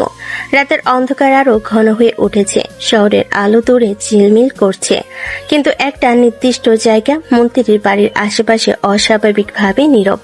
কালো গাড়িটা এসে ধীরে ধীরে থামলো বাড়ির একটু দূরে। চারপাশে নজর বুলিয়ে দরজা খুলে নামলো আয়ান। তার মুখে সেই কালো মাস্ক, চোখে ঠান্ডা সতর্ক দৃষ্টি, যেন চারপাশে প্রতিটা নড়াচড়া সে হিসাব করছে। বাড়ির দেওয়াল টপকে নিঃশব্দে ভেতরে ঢুকে পড়ল সে। চারপাশে সিকিউরিটি আছে, কিন্তু তার চলাফেরা এতটাই নিঃশব্দ, যেন ছায়ার মতো। ধীরে ধীরে পেছনের দিক দিয়ে উঠে গেল উপরে। একটা নির্দিষ্ট রুমের সামনে এসে থামলো। বেলকনি দরজাটা হালকা খোলা। আর ধীরে ধীরে ভেতরে ঢুকে পড়ল। রুমের ভেতরে অল্প আলো, আর সেখানে দাঁড়িয়ে আছে ইরা। হঠাৎ কাউকে দেখে সে চমকে উঠে পেছনে সরে গেল। তুমি এখানে কেন? তার কণ্ঠে স্পষ্ট ভয় আর অবাক ভাব। আইন দ্রুত সামনে এগিয়ে এলো, হাত তুলে ইশারা করে নিচু গলায় বলল, চুপ থাকুন। তার গলা খুব নিচু, কিন্তু এতটাই দৃঢ় যে এরা অজান্তে চুপ হয়ে গেল। আইন তার দিকে একটু ঝুঁকে আবার বলল, রুম থেকে বের হবেন না, একদম না। এরা ভুরু কুচকে তাকালো। তার চোখে এখন ভয় আর রাগ মিশে আছে। কেন? কি হচ্ছে এসব? আইন কয়েক সেকেন্ড তার চোখের দিকে তাকিয়ে রইল, তারপর ঠান্ডা গলায় বলল, আপনার উপর হামলা হতে পারে। কি কি করবে? তার কণ্ঠে এবার স্পষ্ট আতঙ্ক। আয়ান সোজা হয়ে দাঁড়িয়ে খুব শান্তভাবে বলল, আপনার বাবার বিরোধী দলের কেউ। একটু থেমে আরো নিচু কিন্তু ভারী গলায় যোগ করল, যারা আপনার ক্ষতি চায়। রুমের ভেতরের বাতাস যেন হঠাৎ করে ভারী হয়ে উঠল। এরা স্থির হয়ে দাঁড়িয়ে আছে, তার চোখে ভয়, প্রশ্ন আর অজানা আতঙ্ক ঘুরছে। আর আয়ান চুপচাপ দাঁড়িয়ে আছে তার সামনে, একটা অদৃশ্য দেওয়ালের মতো, যে আজ তাকে রক্ষা করতে এসেছে, কিন্তু নিজের পরিচয় এখনো অন্ধকারে রেখে দিয়েছে। রুমের ভেতরে সে ভারী নীরবতার মাঝে হঠাৎ করে ইরা নিজেকে সামলে নিল। তার চোখে ভয় থাকলো, তার স্বভাব সুলভ অহংকার আর রাগ ধীরে ধীরে ফিরে এলো। সে সোজা হয়ে দাঁড়িয়ে আয়নের দিকে তাকালো, ভুরু কুচকে কড়া গলায় বলল, তোমাকে কে বললো আমার উপর হামলা হবে? আর তুমি কে? এসব খবর পেলে কোথায়? তার কণ্ঠে এবার শুধু প্রশ্ন না, সন্দেহ স্পষ্ট। আইন কয়েক সেকেন্ড চুপ করে রইল। তার চোখে সেই ঠান্ডা স্থিরতা, যেন সে খুব দ্রুত একটা উত্তর ঠিক করে নিচ্ছে। তারপর শান্ত গলায় বলল, আমার কয়েকজন বন্ধু যাচ্ছিল এই দিক দিয়ে, তারা কিছু সন্দেহজনক লোকজন দেখেছে, তাই আমাকে জানায়। কথাগুলো বলার সময় তার গলায় কোনো তাড়াহুড়ো নেই, কোনো ভয় নেই, যেন সবকিছুই খুব সাধারণ একটা ঘটনা। এরা কিছুক্ষণ তার দিকে তাকিয়ে রইল। তার চোখে এখনো সন্দেহ, কিন্তু সে সেটা পুরোপুরি প্রমাণ করতে পারছে না। হঠাৎই ঠোঁট বাঁকিয়ে একটু বিরক্ত গলায় বলল, আমার বাবা একজন মন্ত্রী, আমার ক্ষতি করার এত সাহস কারো নাই। তুমি এখন যেতে পারো। তার কথা শেষ হতেই রুমটা আবার নিস্তব্ধ হয়ে গেল। আইন চুপচাপ দাঁড়িয়ে রইল। তার চোখে তখনও অদ্ভুত একটা দৃষ্টি, যেন সে জানে ইরার এই আত্মবিশ্বাস কতটা ভাঙ্গা, কতটা বিপজ্জনক। কিন্তু সে কিছু বলল না, শুধু ধীরে ধীরে এক পা পিছিয়ে গেল। তবু তার দৃষ্টি ইরার উপরেই স্থির, কারণ সে জানে আজকের রাত এখনো শেষ হয়নি, আর বিপদ এখনো ঠিক দরজার বাইরে দাঁড়িয়ে আছে। ইরার কথা শেষ হতেই হঠাৎ করে বাইরে থেকে একটা তীব্র শব্দ ভেসে এলো। ঠাস গুলির শব্দ। পুরো বাড়িটা যেন কেঁপে উঠল সেই শব্দে। ইরা হঠাৎই আটকে উঠে পেছনে সরে গেল। তার চোখ বড় বড় হয়ে গেছে, মুখে স্পষ্ট ভয়। এটা কি? তার কণ্ঠ কাঁপছে, শরীরটাও কাঁপতে শুরু করেছে অজান্তে। আইন এক সেকেন্ড দেরি করল না, দ্রুত এগিয়ে এসে তার হাতটা ধরে কাছে টেনে নিল। ভয় পাবেন না। তার গলা নিচু, কিন্তু দৃঢ়, যেন তার কথাতে একটা ভরসা আছে। এরা চারপাশে তাকাতে লাগলো। আতঙ্কে তার নিঃশ্বাস দ্রুত হয়ে উঠছে। এসব কি হচ্ছে? কিছু হবে না, শান্ত থাকুন। তার চোখে কোনো ভয় নেই, বরং এক অদ্ভুত আত্মবিশ্বাস, যেটা ইরাকে অজান্তে একটু স্থির করে দিল। ঠিক তখনই আবার ঠাস ঠাস করে আরো জোরে গুলির শব্দ। এইবার ইরা আর নিজেকে সামলাতে পারল না। হঠাৎ করে সে আয়নকে শক্ত করে জড়িয়ে ধরল। তার মুখটা লুকিয়ে ফেলল আয়ানের বুকে। আমার খুব ভয় লাগছে। তার কণ্ঠ কাঁপছে, তার পুরো শরীরটা কাঁপছে ভয়ে। আয়ন এক মুহূর্তের জন্য স্থির হয়ে গেল। তার ভিতরে হঠাৎ করে একটা অদ্ভুত অনুভূতি জেগে উঠল, যেটা সে আগে কখনো অনুভব করেনি। এই কাছাকাছি থাকা, এই নির্ভরতা, এটা তার জন্য একদম নতুন। সে একটু সরিয়ে দিতে চাইল, কিন্তু ইরা আরো শক্ত করে ধরে ফেললো তাকে। প্লিজ আমাকে ছেড়ে যাবে না, আমার খুব ভয় লাগছে। আয়ন ধীরে ধীরে তার হাতটা ইরার পিঠে রাখলো। তার গলা নরম হয়ে এলো। আমি আছি, ভয় পাবেন না। বাইরে এখনো গুলির শব্দ চলছে, কিন্তু সেই ছোট্ট রুমের ভেতর দুজন মানুষ দাঁড়িয়ে আছে খুব কাছাকাছি।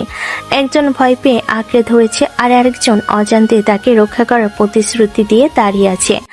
এই মুহূর্তটা শুধু ভয় না, বরং একটা নতুন কিছু শুরুর। বাইরে গুলির শব্দ ধীরে ধীরে কমে আসছে, কিন্তু সেই ভয়, সেই আতঙ্ক এখনো পুরোপুরি কাটেনি। এরা এখনো শক্ত করে ধরে আছে আয়নকে, যেন ছেড়ে দিলেই আবার কিছু একটা হয়ে যাবে। ঠিক তখনই হঠাৎ দরজায় জোরে নক পড়ল। ঠক ঠক। তার সাথে ভেসে এলো চিন্তিত একটা কণ্ঠ। ইরামা, দরজা খোল। ঠিক আছিস তো? ভয় পাস না, বাইরে কিছু গুন্ডা আক্রমণ করেছিল, কিন্তু হঠাৎ করে কিছু লোক এসে তাদের তুলে নিয়ে গেছে। এখন এসব ঠিক আছে।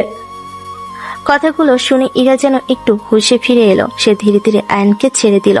তার চোখে এখনো ভয়, কিন্তু সাথে সাথে একটা অস্বস্তির কারণও সে বুঝতে পারছে। সে কতটা কাছাকাছি চলে গিয়েছিল। আয়ন এক পা পেছনে সরে দাঁড়ালো। আবার সে নির্লিপ্ত, দূরত্ব বজায় রাখা মানুষ হয়ে গেল। ইরা কয়েক সেকেন্ড চুপ করে দাঁড়িয়ে থাকলো। তারপর দরজার দিকে তাকিয়ে গলা সামলে বলল, আমি ঠিক আছি বাবা, তোমরা চিন্তা করো না। তার কণ্ঠে এখনো হালকা কাঁপন আছে, কিন্তু সে সেটা লুকানোর চেষ্টা করছে। তোমরা যাও, আমি ঠিক আছি। দরজার ওপাশে কিছুক্ষণ নীরবতা, তারপর তার বাবার গলা, ঠিক আছে মা, দরজা লক করে রাখিস, আমরা নিচে আছি। তারপর ধীরে ধীরে পায়ের শব্দ দূরে সরে গেল। রুমটা আবার নিস্তব্ধ হয়ে গেল। এই নিস্তব্ধতার ভেতর এখন অনেক কিছু বদলে গেছে। ইরা দাঁড়িয়ে আছে এক পাশে, আয়ন আরেক পাশে, দুজনেই চুপ, কিন্তু তাদের মাঝে দূরত্বটা আর আগের মতো নেই। কিছু একটা অদ্ভুত অনুভূতি জায়গা করে নিয়েছে, যেটা কেউ মুখে বলছে না, তবুও দুজনে অনুভব করছে। রুমের ভেতর নিস্তব্ধতা যেন আরো গভীর হয়ে উঠল। বাইরে সব শান্ত, কিন্তু ভেতরে এই অদ্ভুত অনুভূতিগুলো কিছুতেই থামছে না। আয়ন ধীরে ধীরে সোজা হয়ে দাঁড়ালো। আবার সেই দূরত্ব তৈরি করতে চাইলো, যেটা সে সবসময় বজায় রাখে। তারপর নিচু শান্ত গলায় বলল, সাবধানে থাকবেন। এখন যাই। তুমি কিছু লুকাচ্ছ? কথাটা সরাসরি তীরও তার চোখে এখন আর শুধু ভয় নেই, কৌতূহল, সন্দেহ আর অদ্ভুত টান মিশে গেছে। আয়ন ধীরে ধীরে পেছনের দিকে তাকালো, ভুরু হালকা তুলে শান্ত গলায় বলল, কেন এমন মনে হলো? এরা কয়েক সেকেন্ড চুপ করে তার দিকে তাকিয়ে রইল, তারপর ধীরে ধীরে বলল, তোমার চোখ দেখে মনে হচ্ছে। কথাটা বলে এসে থেমে গেল, যেন নিজের কথাতেই নিজে একটু অবাক। কিছুক্ষণ স্থির হয়ে রইল, তারপর ধীরে ধীরে তার দিকে এগিয়ে এলো, একবার দুপা। দুজনের দূরত্বটা আবার কমতে লাগলো। হঠাৎই আয়ন ইরা দুহাত ধরে টেনে নিজের খুব কাছে নিয়ে এলো। ইরা হক চুকিয়ে গেল, তার বুক ধক ধক করতে লাগলো জোরে জোরে। আয়ন একটু ঝুঁকে তার চোখের দিকে তাকালো, তার চোখে সেই ঠান্ডা গভীর দৃষ্টি যেটা কাউকে সহজে বুঝতে দেয় না কিছুই। তার গলা ভারী নিচু। চোখের ভাষা বোঝেন আপনি? তার গলা নিচু ভারী। কথাটা যেন সরাসরি গিয়ে লাগলো ইরার ভেতরে। সে চোখ সরাতে পারছে না, আবার তাকেও থাকতে পারছে না। তার বুক কাঁপছে, নিঃশ্বাস আটকে যাচ্ছে। এই দৃষ্টি, এই কাছাকাছি থাকা, সবকিছু যেন তাকে অস্থির করে তুলছে। আয়ান হঠাৎ করে ইরার ঠোঁটে খুব হালকা একটা চুমু দিল। সময়টা যেন এক মুহূর্তের জন্য থেমে গেল। তারপর কোনো কথা না বলে ধীরে ধীরে সরে গেল সে। 1 সেকেন্ড, 2 সেকেন্ড, তারপর ঘুরে বেলকনি দরজাতে হাঁটা শুরু করলো, যেন কিছুই হয়নি, যেন এই মুহূর্তটা তার কাছে কোনো ব্যাপারই না। আর ইরা, সে একদম স্থির হয়ে দাঁড়িয়ে রইল। তার চোখ বড় হয়ে আছে, নিঃশ্বাস এলোমেলো মনে হচ্ছে। সে এখনো বুঝতে পারছে না ঠিক কি হলো। তার ঠোঁটে হাত ছুঁয়ে দেখলো, মনে হচ্ছে সবকিছুই স্বপ্ন, কিন্তু না, এই অনুভূতিটা সত্যি। আর এই মুহূর্তটা তার জীবনে সবকিছু বদলে দিতে পারে। রুমের ভেতরের বাতাসটা এখনো ভারী হয়ে আছে, যেন কয়েক মুহূর্ত আগের ঘটনাগুলো দেওয়ালে দেওয়ালে লেগে আছে। আয়ন আর একবারও পেছনে তাকালো না, ধীরে ধীরে বেলকনির দিকে এগিয়ে গেল। রাতের অন্ধকার তার সামনে ছড়িয়ে আছে, যেন সেই অন্ধকারই তার আসল ঠিকানা। এক লাফে বেলকনি পেরিয়ে নিচে নেমে গেল সে। কয়েক সেকেন্ডের মধ্যেই অদৃশ্য হয়ে গেল রাতের ছায়ার ভেতর। ফিরে গেল তার সেই অজানা অদৃশ্য জগতে, যেখানে সে অন্য কেউ, যেখানে তার নাম শুনলে মানুষ কাঁপে। আর এদিকে রুমের ভেতরে এখনো স্থির হয়ে দাঁড়িয়ে আছে ইরা। তার চোখ এখনো দরজার দিকে, যেন সে বিশ্বাসই করতে পারছে না কিছুক্ষণ আগে ঠিক কি ঘটলো। তার নিঃশ্বাস এখনো ভারী, বুকের ভেতরটা কেমন অদ্ভুত ভাবে ধকধক করছে। ধীরে ধীরে সে নিজের ঠোঁটে হাত রাখলো, মনে হচ্ছে সময়টা থেমে গেছে ঠিক সেই মুহূর্তে। তারপর হঠাৎ করে সে ভুরু কুঁচকে ফেলো, চোখে রাগ, লজ্জা আর অজানা অস্থিরতা একসাথে ভিড় করলো। মনে মনে নিজেকে বলতে লাগলো, এই পিয়নের এত সাহস হলো কিভাবে? আমাকে কিস করলো। তার ঠোঁট কামড়ে ধরল সে, কিন্তু পরের মুহূর্তে তার চোখের সামনে ভেসে উঠল আয়নের সেই দৃষ্টি, সেই চোখ, সেই আত্মবিশ্বাস। সে ধীরে ধীরে ফিস ফিস করে বলল, সত্যি কেউ পিয়ন নাকি কিছু লুকাচ্ছে? রুমের ভেতর আবার নীরবতা নেমে এলো, কিন্তু এই নীরবতার ভেতর এখন হাজারটা প্রশ্ন, হাজারটা অজানা অনুভূতি, যেগুলো ইরার মনকে অস্থির করে তুলেছে। আর আয়ন, সে ইতিমধ্যে হারিয়ে গেছে অন্ধকারে, কিন্তু রেখে গেছে এমন একটা ছাপ যেটা এত সহজে মুছে যাওয়ার না। এরপর পরের দিন সকালটা আবার আগের মতোই শুরু হলো, যেন রাতে সেই সব ঘটনা, সেই ভয়, সেই অনুভূতি সবকিছু কোথাও হারিয়ে গেছে। অফিসের ভেতরে আগের মতোই ব্যস্ততা, কেউ ফাইল নিয়ে ছুটছে, কেউ ফোনে কথা বলছে, সবকিছু একদম স্বাভাবিক। আর সেই ভিড়ের মাঝে আবারও দেখা গেল আয়নকে, সেই সাধারণ পিয়নের পোশাক, মাথা নিচু করে কাজ করে যাচ্ছে, যেন তার জীবনে অন্য কোনো পরিচয় নেই। ম্যানেজারের কেবিন থেকে হঠাৎ করে ডাক এলো, আয়ান, এই ফাইলগুলো নিয়ে ওই রুমে দিয়ে আসো তাড়াতাড়ি। আয়ন একটু দেরি করলো না, মাথা নিচু করে ফাইলগুলো তুলে নিয়ে দ্রুত চলে গেল, যেন এটাই তার একমাত্র কাজ। একটু পর আবার ডাক, এই শোনো, ওই কাগজগুলো কপি করে আনো, আর কফিটাও নিয়ে আসো। একটার পর একটা কাজ, কোনো বিরতি নেই, কোনো প্রশ্ন নেই। আইন সবকিছু চুপচাপ করে যাচ্ছে। অফিসের অন্য স্টাফরাও যেন সুযোগ পেয়ে গেছে। আয়ন ভাই, এটা একটু দিয়ে আসো তো। এই ফাইলটা সাজিয়ে দাও। ক্যান্টিন থেকে আমার জন্য 1 কাপ চা নিয়ে এসো। সবে একের পর এক কাজ চাপিয়ে দিচ্ছে আর আয়ন চুপচাপ সবকিছু করে যাচ্ছে। মুখে কোনো বিরক্তি নেই, কোনো প্রতিবাদ নেই, যেন সে সত্যি শুধু একজন সাধারণ পিয়ন যাকে সবাই ব্যবহার করতে পারে, যাকে কেউ গুরুত্ব দেয় না। কিন্তু কেউ জানে না এই ছেলেটাই রাতে এমন একটা জায়গায় থাকে যেখানে তার এক কথায় শত মানুষ মাথা নিচু করে দাঁড়ায়। দিনের আলোয় যে অবহেলিত আর রাতের অন্ধকারে সে এক অদৃশ্য শক্তি, দুটা সম্পূর্ণ ভিন্ন জীবন। আর মাঝখানে দাঁড়িয়ে আছে আয়ন, চুপচাপ নিঃশব্দে সবকিছু সহ্য করে যাচ্ছে। অফিসের ব্যস্ততা তখন তুঙ্গে, সবাই নিজের নিজের কাজে ডুবে আছে, আর সেই ভিড়ের মাঝে আগের মতোই ছুটে বেড়াচ্ছে আয়ন। একটা ফাইল থেকে আরেকটা কাজ, একটা ডেস্ক থেকে আরেকটা ডেস্ক। ঠিক তখনই ম্যানেজার কেবিন থেকে আবার ডাক এলো। আয়ান, এই ফাইলগুলো ইরা ম্যামের কেবিনে দিয়ে আসো। তার কণ্ঠে সেই চেনা আদেশের সুর, যেন এটা খুবই সাধারণ একটা কাজ। আয়ন চুপচাপ ফাইলগুলো হাতে নিল, মাথা নিচু করে ধীরে ধীরে ইরার কেবিনের দিকে হাঁটা দিল। কেবিনের সামনে এসে একবার থামলো, তার চোখে এক মুহূর্তের জন্য অদ্ভুত একটা দৃষ্টি ফুটে উঠল। গত রাতে সবকিছু যেন এক ঝলকে মনে পড়ে গেল। তারপর দরজায় হালকা নক করলো, ঠক ঠক করে। ভেতর থেকে ইরার কণ্ঠ ভেসে এলো, আসো। আয়ন দরজা খুলে ভেতরে ঢুকলো। ইরা তখন টেবিলের সামনে বসে কিছু ফাইল দেখছিল, কিন্তু আয়নকে দেখতে তার হাতটা এক সেকেন্ডের জন্য থেমে গেল। তার বুকের ভেতরটা কেমন যেন কেঁপে উঠল। গত রাতে সেই মুহূর্ত, সেই স্পর্শ, সেই দৃষ্টি, সবকিছু আবার সামনে ভেসে উঠল। কিন্তু সে সাথে সাথে নিজেকে সামলে নিল। মুখে আগের মতোই কড়া ভাব এনে ঠান্ডা গলায় বলল, ফাইলগুলো রাখো।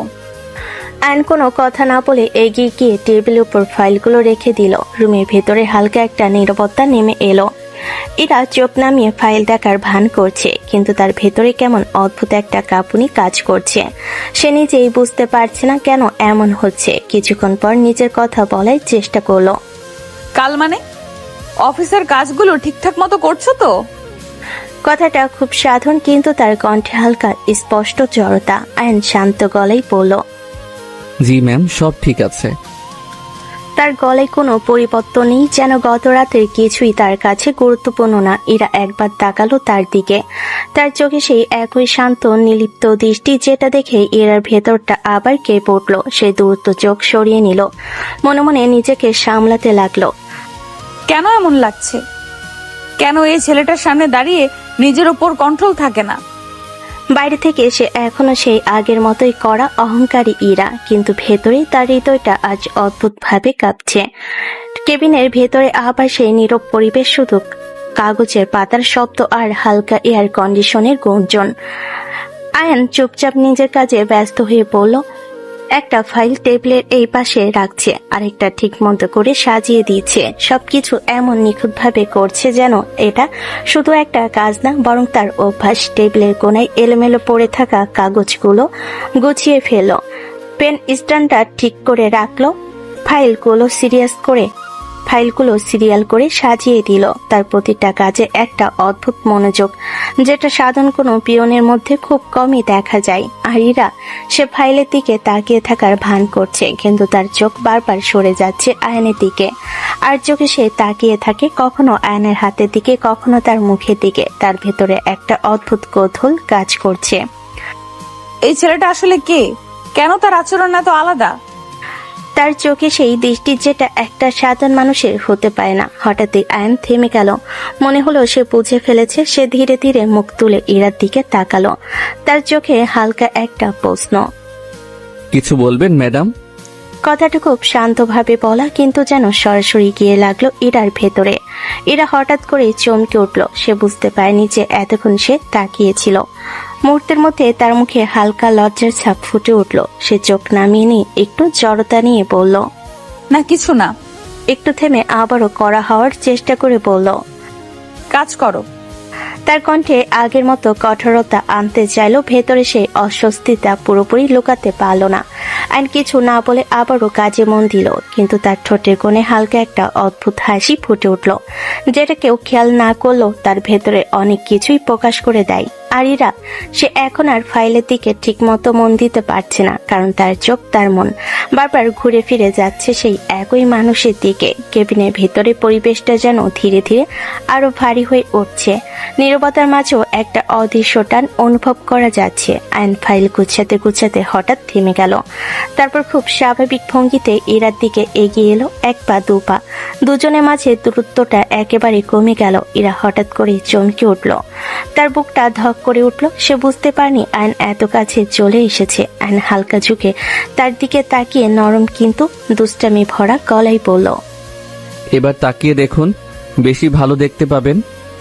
কথাটা যেন সরাসরি গিয়ে লাগলো ইরার ভিতরে। সে হক চুকিয়ে গিয়ে একটু পেছনে সরে যেতে চাইল, কিন্তু তার আগেই আয়ন তার হাত ধরে টেনে আবার কাছে নিয়ে এলো।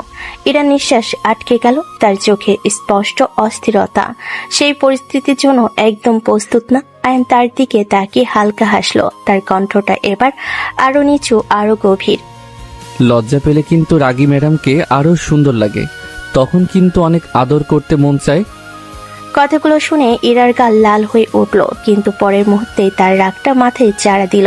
সে নিজেকে ছাড়িয়ে নিয়ে কড়া গলায় বলল, তোমার ভয় করছে না? সামান্য পিয়ন হয়ে আমার সাথে এমন আচরণ করছো? রুমের ভেতর আবারও উত্তেজনা ছড়িয়ে পড়ল, কিন্তু আয়ন সে একটুও বিচলিত হলো না, বরং ঠান্ডা নির্লিপ্ত দৃষ্টিতে তার দিকে তাকিয়ে রইল। তারপর খুব স্বাভাবিক গলায় বলল, না, ভয় করবে কেন? আমি তো খারাপ কিছু করছি না। রুমের ভেতরে বাতাসটা যেন ধীরে ধীরে আরো গরম হয়ে উঠছে। দুজনের মাঝে দূরত্বটা এতটাই কম যেন নিঃশ্বাসের শব্দ স্পষ্ট শোনা যাচ্ছে। ইরা নিজের অস্থিরতা লুকাতে গিয়ে হঠাৎ করে কড়া গলায় বলে উঠল, এত কাছে আসো কেন? তার চোখে রাগ, কিন্তু সেই রাগের আড়ালে একটা অজানা কম্পন লুকিয়ে আছে। আইন একটুও সরে গেল না, বরং আগের মতোই স্থির হয়ে দাঁড়িয়ে রইল। তার ঠোঁটের কোণে হালকা একটা দুষ্ট হাসি ফুটে ওঠে। দূর থেকে দেখতে আপনার কষ্ট হচ্ছিল তাই? স্বাভাবিকভাবে বলল সে, যেন এটা খুবই সাধারণ একটা সত্যি। ইরা যেন আরো অবাক হয়ে গেল, তার চোখ বড় হয়ে উঠল। কে বলেছে তোমাকে? আমি তোমাকে দেখছিলাম। তার কণ্ঠে প্রতিবাদ, কিন্তু কথার ভেতরে সেই জড়তা, সেই লজ্জা স্পষ্ট। আইন একটু ঝুঁকে তার চোখের দিকে তাকালো, তার দৃষ্টি গভীর, যেন সবকিছু পড়ে ফেলতে পারে। আমি বুঝতে পারি। এই ছোট্ট কথাটাই যেন ইরার ভিতরে গিয়ে লাগলো। সে এক মুহূর্তের জন্য চুপ হয়ে গেল, তারপর দ্রুত চোখ সরিয়ে নিয়ে বিরক্ত গলায় বলল, কাজ করো, যাও। কথাটা বলল, তার কণ্ঠে আগের মতো জোর নেই। আইন ধীরে ধীরে সোজা হয়ে দাঁড়ালো, তারপর চুপচাপ ঘুরে আবার নিজের কাজে মন দিল, কিন্তু তার মুখে সেই হালকা হাসিটা এখনো রয়ে গেছে। আর ইরা, সে ফাইলের দিকে তাকিয়ে আছে ঠিকই, কিন্তু তার মন এখনো আটকে আছে কয়েক সেকেন্ড আগে সেই মুহূর্তে। এই ছেলেটা দিনে একটা সাধারণ পিয়ন, কিন্তু তার আচরণ, তার চোখ সবকিছুই বলে দেয় সে যতটা দেখায় তার চেয়েও অনেক বেশি কিছু। এরপর আয়ন ধীরে ধীরে কেবিন থেকে বের হয়ে গেল, মাথা নিচু, হাতে ফাইল, আবার সেই আগের মতোই সাধারণ একজন পিয়ন। বাইরের করিডোরে গিয়ে সে আবার কাজে লেগে গেল, কখনো এই ডেস্ক, কখনো ওই ডেস্ক। কেউ ডাকলেই ছুটে যাচ্ছে, ফাইল দিচ্ছে, কাগজ গুছিয়ে দিচ্ছে। কেউ তাকে আলাদা করে দেখছে না, কারো চোখে সে শুধু একজন কর্মচারী যাকে দিয়ে সব কাজ করিয়ে নেওয়া যায়। এদিকে ইরা নিজের কেবিনে বসে আছে, তার সামনে ফাইল খোলা, কিন্তু তার চোখ সেখানে স্থির না। কিছুক্ষণ পর ধীরে ধীরে সে উঠে দাঁড়ালো, জানালার পাশে গিয়ে থামলো। কাছে বাইরে তাকাতে তার চোখ গিয়ে থামলো এক জায়গায়। আইন যে করিডোরে দাঁড়িয়ে কারোর জন্য ফাইলগুলো গুছিয়ে দিচ্ছে, মাঝে মাঝে কারো কথা শুনে মাথা নাড়ছে, একদম সাধারণ, একদম নির্লিপ্ত। এরা চুপ করে তাকিয়ে রইল। তার বুকের ভিতর কেমন যেন অদ্ভুত একটা অনুভূতি জাগতে লাগলো। সে নিজেও বুঝতে পারছে না এটা কি রাগ, নাকি কৌতূহল, নাকি অন্য কিছু। তার চোখ আটকে রইল আয়ানের উপর। সে ভাবতে লাগলো, এই ছেলেটাকে এমন অদ্ভুত লাগে কেন আমার কাছে? তার বুকটা হালকা করে কেঁপে উঠল। মনে হচ্ছে সে নিজের কাছে অচেনা হয়ে যাচ্ছে। কেন বারবার এই ছেলেটার দিকে তাকাতে ইচ্ছে করছে, কেন তার চোখ সরাতে পারছে না। কেবিনের ভেতর দাঁড়িয়ে থাকা ইরা আর বাইরে কাজ করতে থাকা আয়ান, দুজনের মাঝখানে একটা কাছের দেওয়াল, কিন্তু সেই দেওয়ালেও যেন আজ অদৃশ্য হয়ে গেছে, কারণ দুজনের মাঝে দূরত্বটা ধীরে ধীরে কমে আসছে। অজান্তে নিঃশব্দে দিনটা ধীরে ধীরে শেষের দিকে এগোলো। অফিসে ব্যস্ততা কমে এলো, একে একে সবাই কাজ গুছিয়ে বের হয়ে যেতে লাগলো। আয়না নিজের শেষ কাজগুলো শেষ করছিল, টেবিল গুছানো, ফাইল ঠিক জায়গায় রাখা, সবকিছু নিখুঁতভাবে করে নিয়ে ধীরে ধীরে বাইরে বের হলো। ঠিক তখনই তার ফোনটা বেজে উঠল। সে পকেট থেকে ফোন বের করে তাকাতেই ঠোঁটের কোণে হালকা একটা হাসি ফুটে উঠল। স্ক্রিনে ভেসে উঠেছে তার পুরনো এক বন্ধুর নাম। কলটা রিসিভ করতে ওপাশ থেকে চেনা উচ্ছ্বাসিত কণ্ঠ। কোথায় আছিস ভাই? দেখা করবি অনেকদিন পর। আমি কাছেই আসছি। কলটা কেটে দিয়ে সে দ্রুত বের হয়ে গেল। কিছুক্ষণ পর শহরের একটা রেস্টুরেন্টে এসে ঢুকলো আয়ান।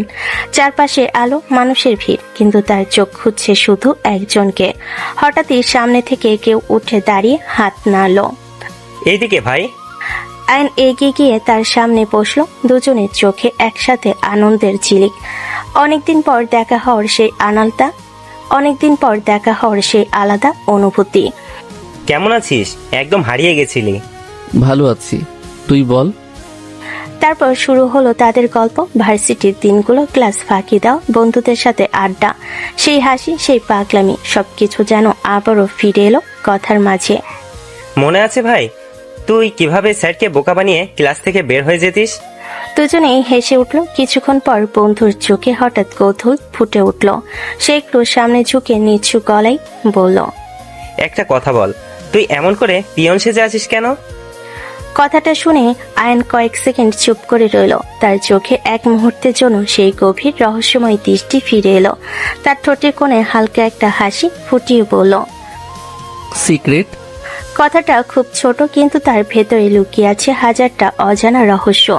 বন্ধু অবাক হয়ে তার দিকে তাকিয়ে রইল, আর আয়ন চুপচাপ বসে রইল তার দুইটা জীবনের মাঝখানে একটা হাসির আড়ালে। সবকিছু লুকিয়ে রেখে রেস্টুরেন্টের ভেতরে আলোটা নরম হয়ে এসেছে। চারপাশে মানুষের কোলাহল থাকলেও তাদের টেবিলের পরিবেশটা যেন আলাদা, পুরনো বন্ধুত্বের উষ্ণতায় ভরা। বন্ধু কিছুক্ষণ আয়নের দিকে তাকিয়ে থাকলো, তারপর হালকা হেসে মাথা নেড়ে বললেন, আচ্ছা ঠিক আছে, তোর সিক্রেট জানতে চায় না।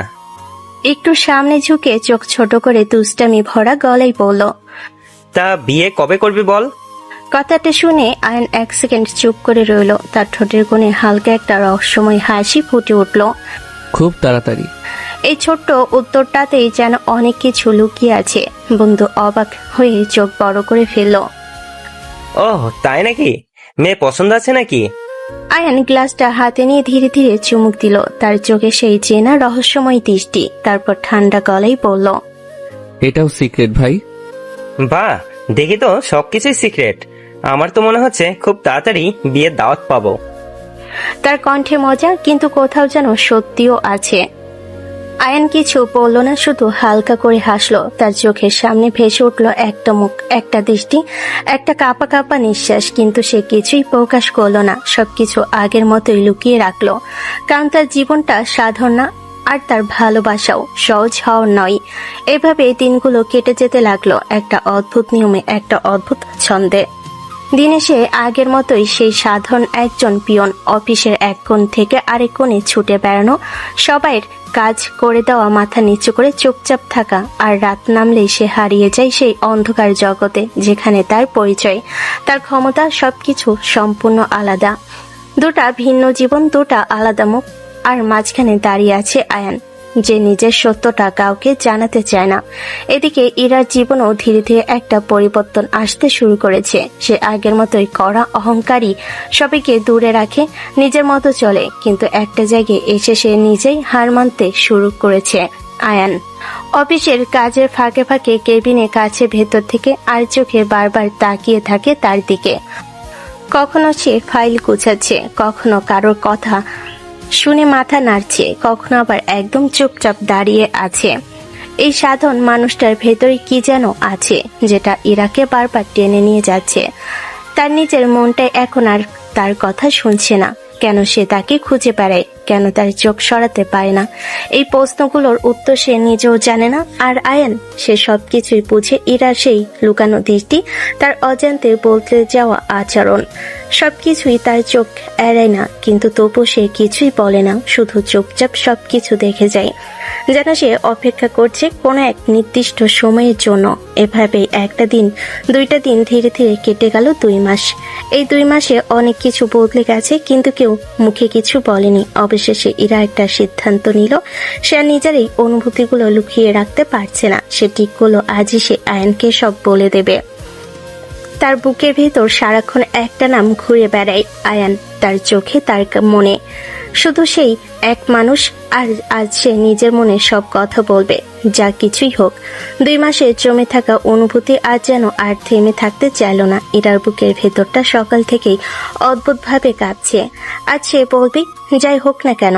অফিসে ঢুকে সে একবার চারপাশে তাকালো, তারপর ধীরে ধীরে ইন্টারকম তুলে একটা নাম বলল, আয়নকে তার কেবিনে পাঠাতে। কিছুক্ষণ পর দরজায় হালকা নক পড়ল। ঠক ঠক শব্দে ইরার বুকটা ধক করে উঠল। আসো। দরজা খুলে ভেতরে ঢুকলো আয়ান, মাথা নিচু, আগের মতোই শান্ত ভঙ্গি। বলুন ম্যাডাম। কথাটা খুব স্বাভাবিক কিন্তু আজ ইরার কাছে এই স্বাভাবিক কথাই অসহনীয় লাগছে। সে কিছুক্ষণ চুপ করে দাঁড়িয়ে রইল, কিভাবে শুরু করবে বুঝতে পারছে না। তারপর ধীরে ধীরে বলল, তোমার সাথে একটা জরুরি কথা আছে। বলুন।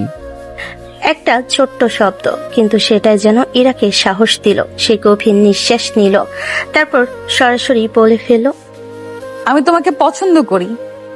রুমটা এক মুহূর্তে নিস্তব্ধ হয়ে গেল।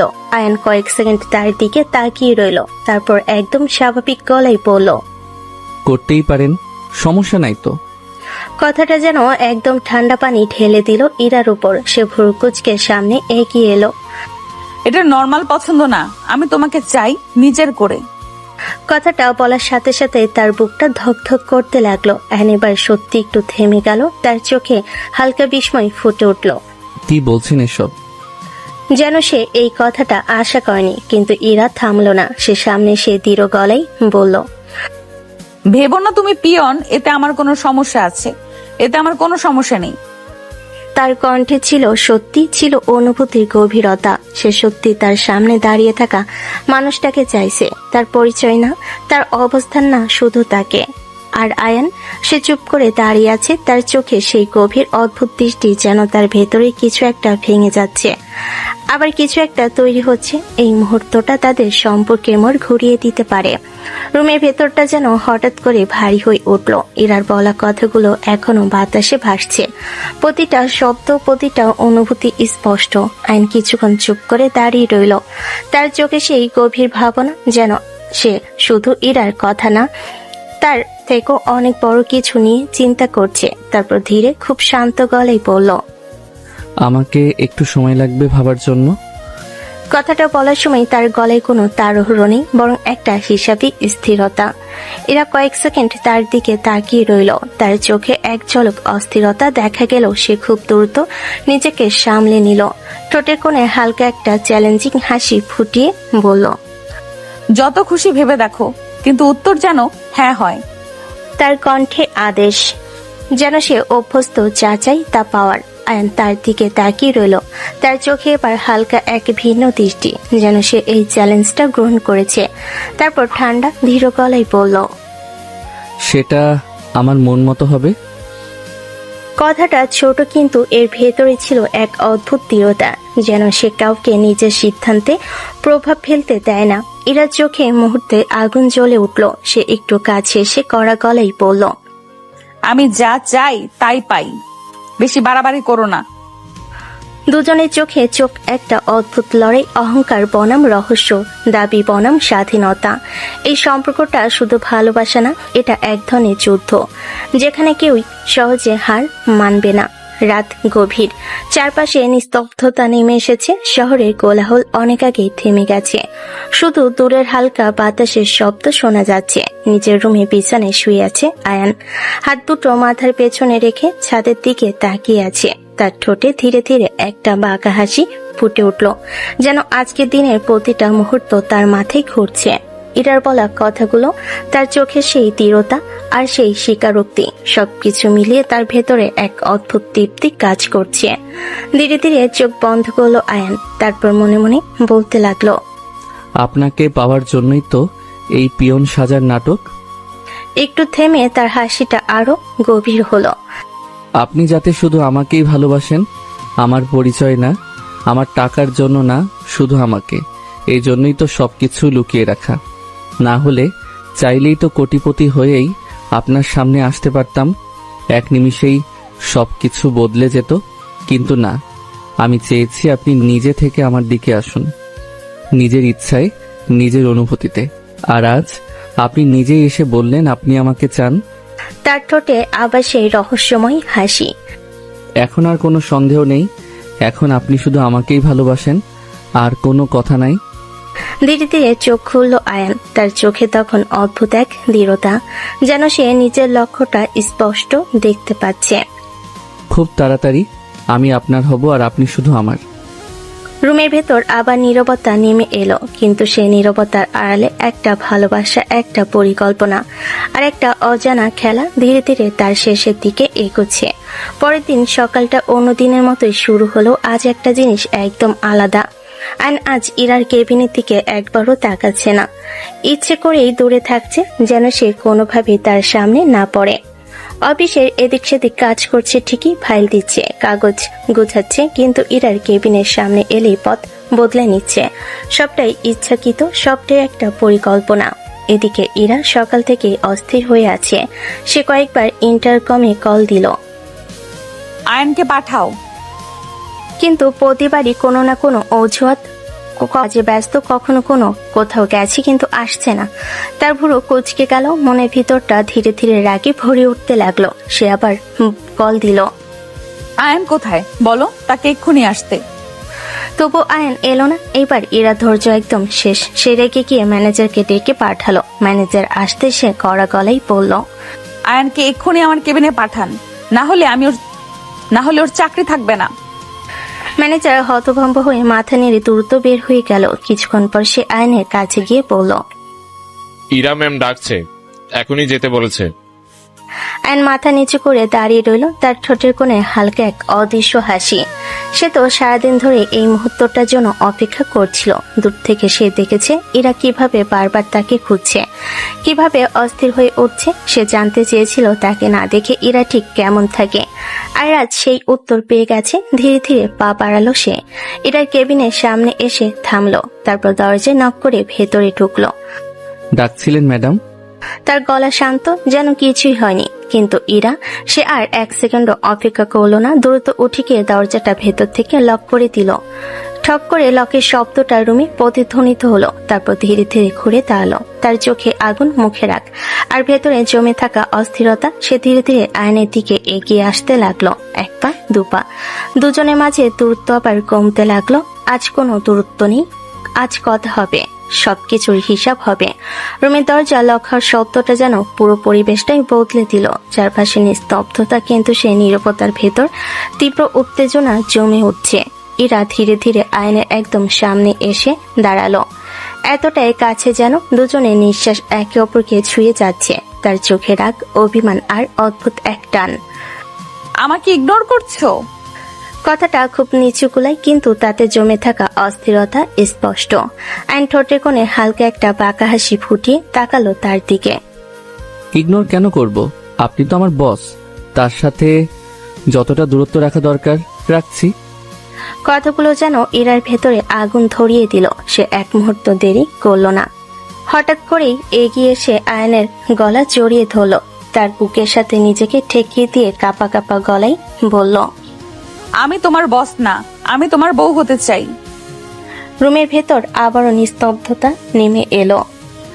আয়ান কয়েক সেকেন্ড চুপ করে রইল, তার চোখে সেই অদ্ভুত দ্বিধা। তারপর ধীরে গলায় বলল, এসব আপনার মোহ। কথাটা বলা মাত্রই ইরার চোখে রাগ জ্বলে উঠল। সে আর কিছু না ভেবে হঠাৎ করে আয়নের ঠোঁটে নিজের ঠোঁট চেপে ধরল। হঠাৎ অপ্রস্তুত তীব্র এক মুহূর্ত, আয়ন একেবারে হতবাক হয়ে গেল। তার শরীর যেন এক মুহূর্তের জন্য স্থির হয়ে গেল, সময়টা থেমে গেল। কয়েক সেকেন্ড পর ইরার ধীরে ধীরে সরে এলো। তার নিঃশ্বাস ভারী, চোখে আগুন আর ভালোবাসা একসাথে। সে সরাসরি আয়ানের চোখের দিকে তাকিয়ে বলল, মোহ হলে দূরে থাকতাম, এত কাছে আসতাম না। রুমে আবার নীরবতা, কিন্তু এই নীরবতা আগের মতো না। এখানে এখন অনুভূতি আছে, দাবি আছে, আর একটা সম্পর্কের শুরু, যেটা আর থামানো যাবে না। রুমের ভেতরের বাতাসটা এখনো ভারী। কিছুক্ষণ আগে সেই মুহূর্তের রেশ এখনো কাটেনি। ইরা দাঁড়িয়ে আছে আয়নের একদম সামনে, চোখে দৃঢ়তা, বুকের ভেতর জোরে জোরে ধকধক করছে। আর আয়ন সে কিছুক্ষণ চুপ করে তাকিয়ে রইল তার দিকে, যেন সবকিছু মেপে নিচ্ছে, ভাবছে পরের পদক্ষেপ। তারপর ধীরে, শান্ত কিন্তু গম্ভীর গলায় বলল, আপনার ফ্যামিলিকে রাজি করতে হবে। কথাটা খুব সহজ শোনালেও এর ভেতরে লুকিয়ে আছে অনেক বড় বাস্তবতা। ইরা একটু দেরি করলো না, তার ঠোঁটে আত্মবিশ্বাসী হাসি ফুটে উঠল। আমরা যা বলবো বাবা তাতেই রাজি হবে। তার কণ্ঠে সেই চেনা অহংকার, যেন সে অভ্যস্ত, তার ইচ্ছাই শেষ কথা। কিন্তু আয়ান মাথা হালকা নেড়ে তার দিকে তাকালো, তার চোখে এবার কঠিন বাস্তবতা। এটা কোনো সাধারণ বিষয় না যে বললে না রাজি হয়ে গেল, এটা আপনার সারা জীবনের ব্যাপার। রুমটা আবার নিস্তব্ধ। ইরার মুখে সেই আত্মবিশ্বাস একটু থমকে গেল, কিন্তু আয়ান থামলো না। সে চোখে চোখ রেখে বলল, কোনো বাবাই তার মেয়েকে একটা পিয়নের সাথে বিয়ে দিতে রাজি হবে না। কথাটা যেন সরাসরি গিয়ে লাগলো ইরার ভিতরে। তার চোখে এক মুহূর্তের জন্য স্তব্ধতা, বাস্তবতার এই কথাটা সে এড়িয়ে যেতে চাইলেও পুরোপুরি অস্বীকার করতে পারছে না। কিন্তু পরের মুহূর্তে তার চোখে আবার সেই জেদ ফিরে এলো, কারণ সে ইরা। সে যে চায়, সে যা চাই তা পাওয়ার জন্য লড়তে জানে। আর আয়ান, সে দাঁড়িয়ে আছে তার সামনে একটা সত্য লুকিয়ে রেখে, একটা পরীক্ষা নিয়ে। দেখতে চাচ্ছে এই ভালোবাসা কতটা দূরে যেতে পারে। কেবিনের ভেতর সেই উত্তপ্ত পরিবেশে ইরা একদম সোজা হয়ে দাঁড়ালো। তার চোখে এখন আর কোনো দ্বিধা নেই, শুধু দৃঢ়তা। তুমি ভেবো না আমি বাবাকে রাজি করাবো। তার কণ্ঠে এমন একটা জোর, যেন সে নিজের সিদ্ধান্তে এক চুলও নড়বে না। তুমি বিয়ের জন্য তৈরি হও। কথাটা বলে সে আয়নের চোখে চোখ রাখলো, একদম চ্যালেঞ্জের মতো। আয়ন কিছুক্ষণ তার দিকে তাকিয়ে রইল, তার ঠোঁটে হালকা এক রহস্যময় হাসি ফুটে উঠল। আপনার ইচ্ছে? কথাটা বলে সে ধীরে ধীরে ঘুরে দাঁড়ালো, আর কোনো কথা না বলে কেবিন থেকে বের হয়ে গেল, যেন সে সবকিছুই ইরার উপর ছেড়ে দিল। ডাইনিং টেবিলে সবাই বসে খাচ্ছে, বড় টেবিলের চারপাশে নরম আলো, সবকিছুই স্বাভাবিক। কিন্তু ইরার মনে আজ ঝড় চলছে। সে বারবার বাবার দিকে তাকাচ্ছে, কিছু বলবে, আবার থেমে যাচ্ছে। অবশেষে সাহস করে বলেই ফেল, বাবা আমি বিয়ে করতে চাই। কথাটা শুনে টেবিলের সবাই এক মুহূর্তের জন্য থেমে গেল। তার বাবা চামচটা রেখে তার দিকে তাকালেন। হঠাৎ তুমি প্রেম করো বলো নাই তো? প্রেম না, সরাসরি বিয়ে করতে চাই। তার কণ্ঠে কোনো লজ্জা নেই, বরং অদ্ভুত একটা আত্মবিশ্বাস। বাবা এবার একটু সিরিয়াস হয়ে গেলেন। কাকে? একটা ছোট প্রশ্ন, কিন্তু এর ভেতরে হাজারটা সম্ভাবনা। এরা এক মুহূর্তের জন্য থামলো না, সে সরাসরি বলে দিল, আমাদের অফিসের পিয়ন আয়ানকে। কথাটা বলা মাত্রই পুরো পরিবেশটা জমে গেল। তার বাবার মুখের রং বদলে গেল, চোখে বিস্ময়, তারপর সাথে সাথে রাগ।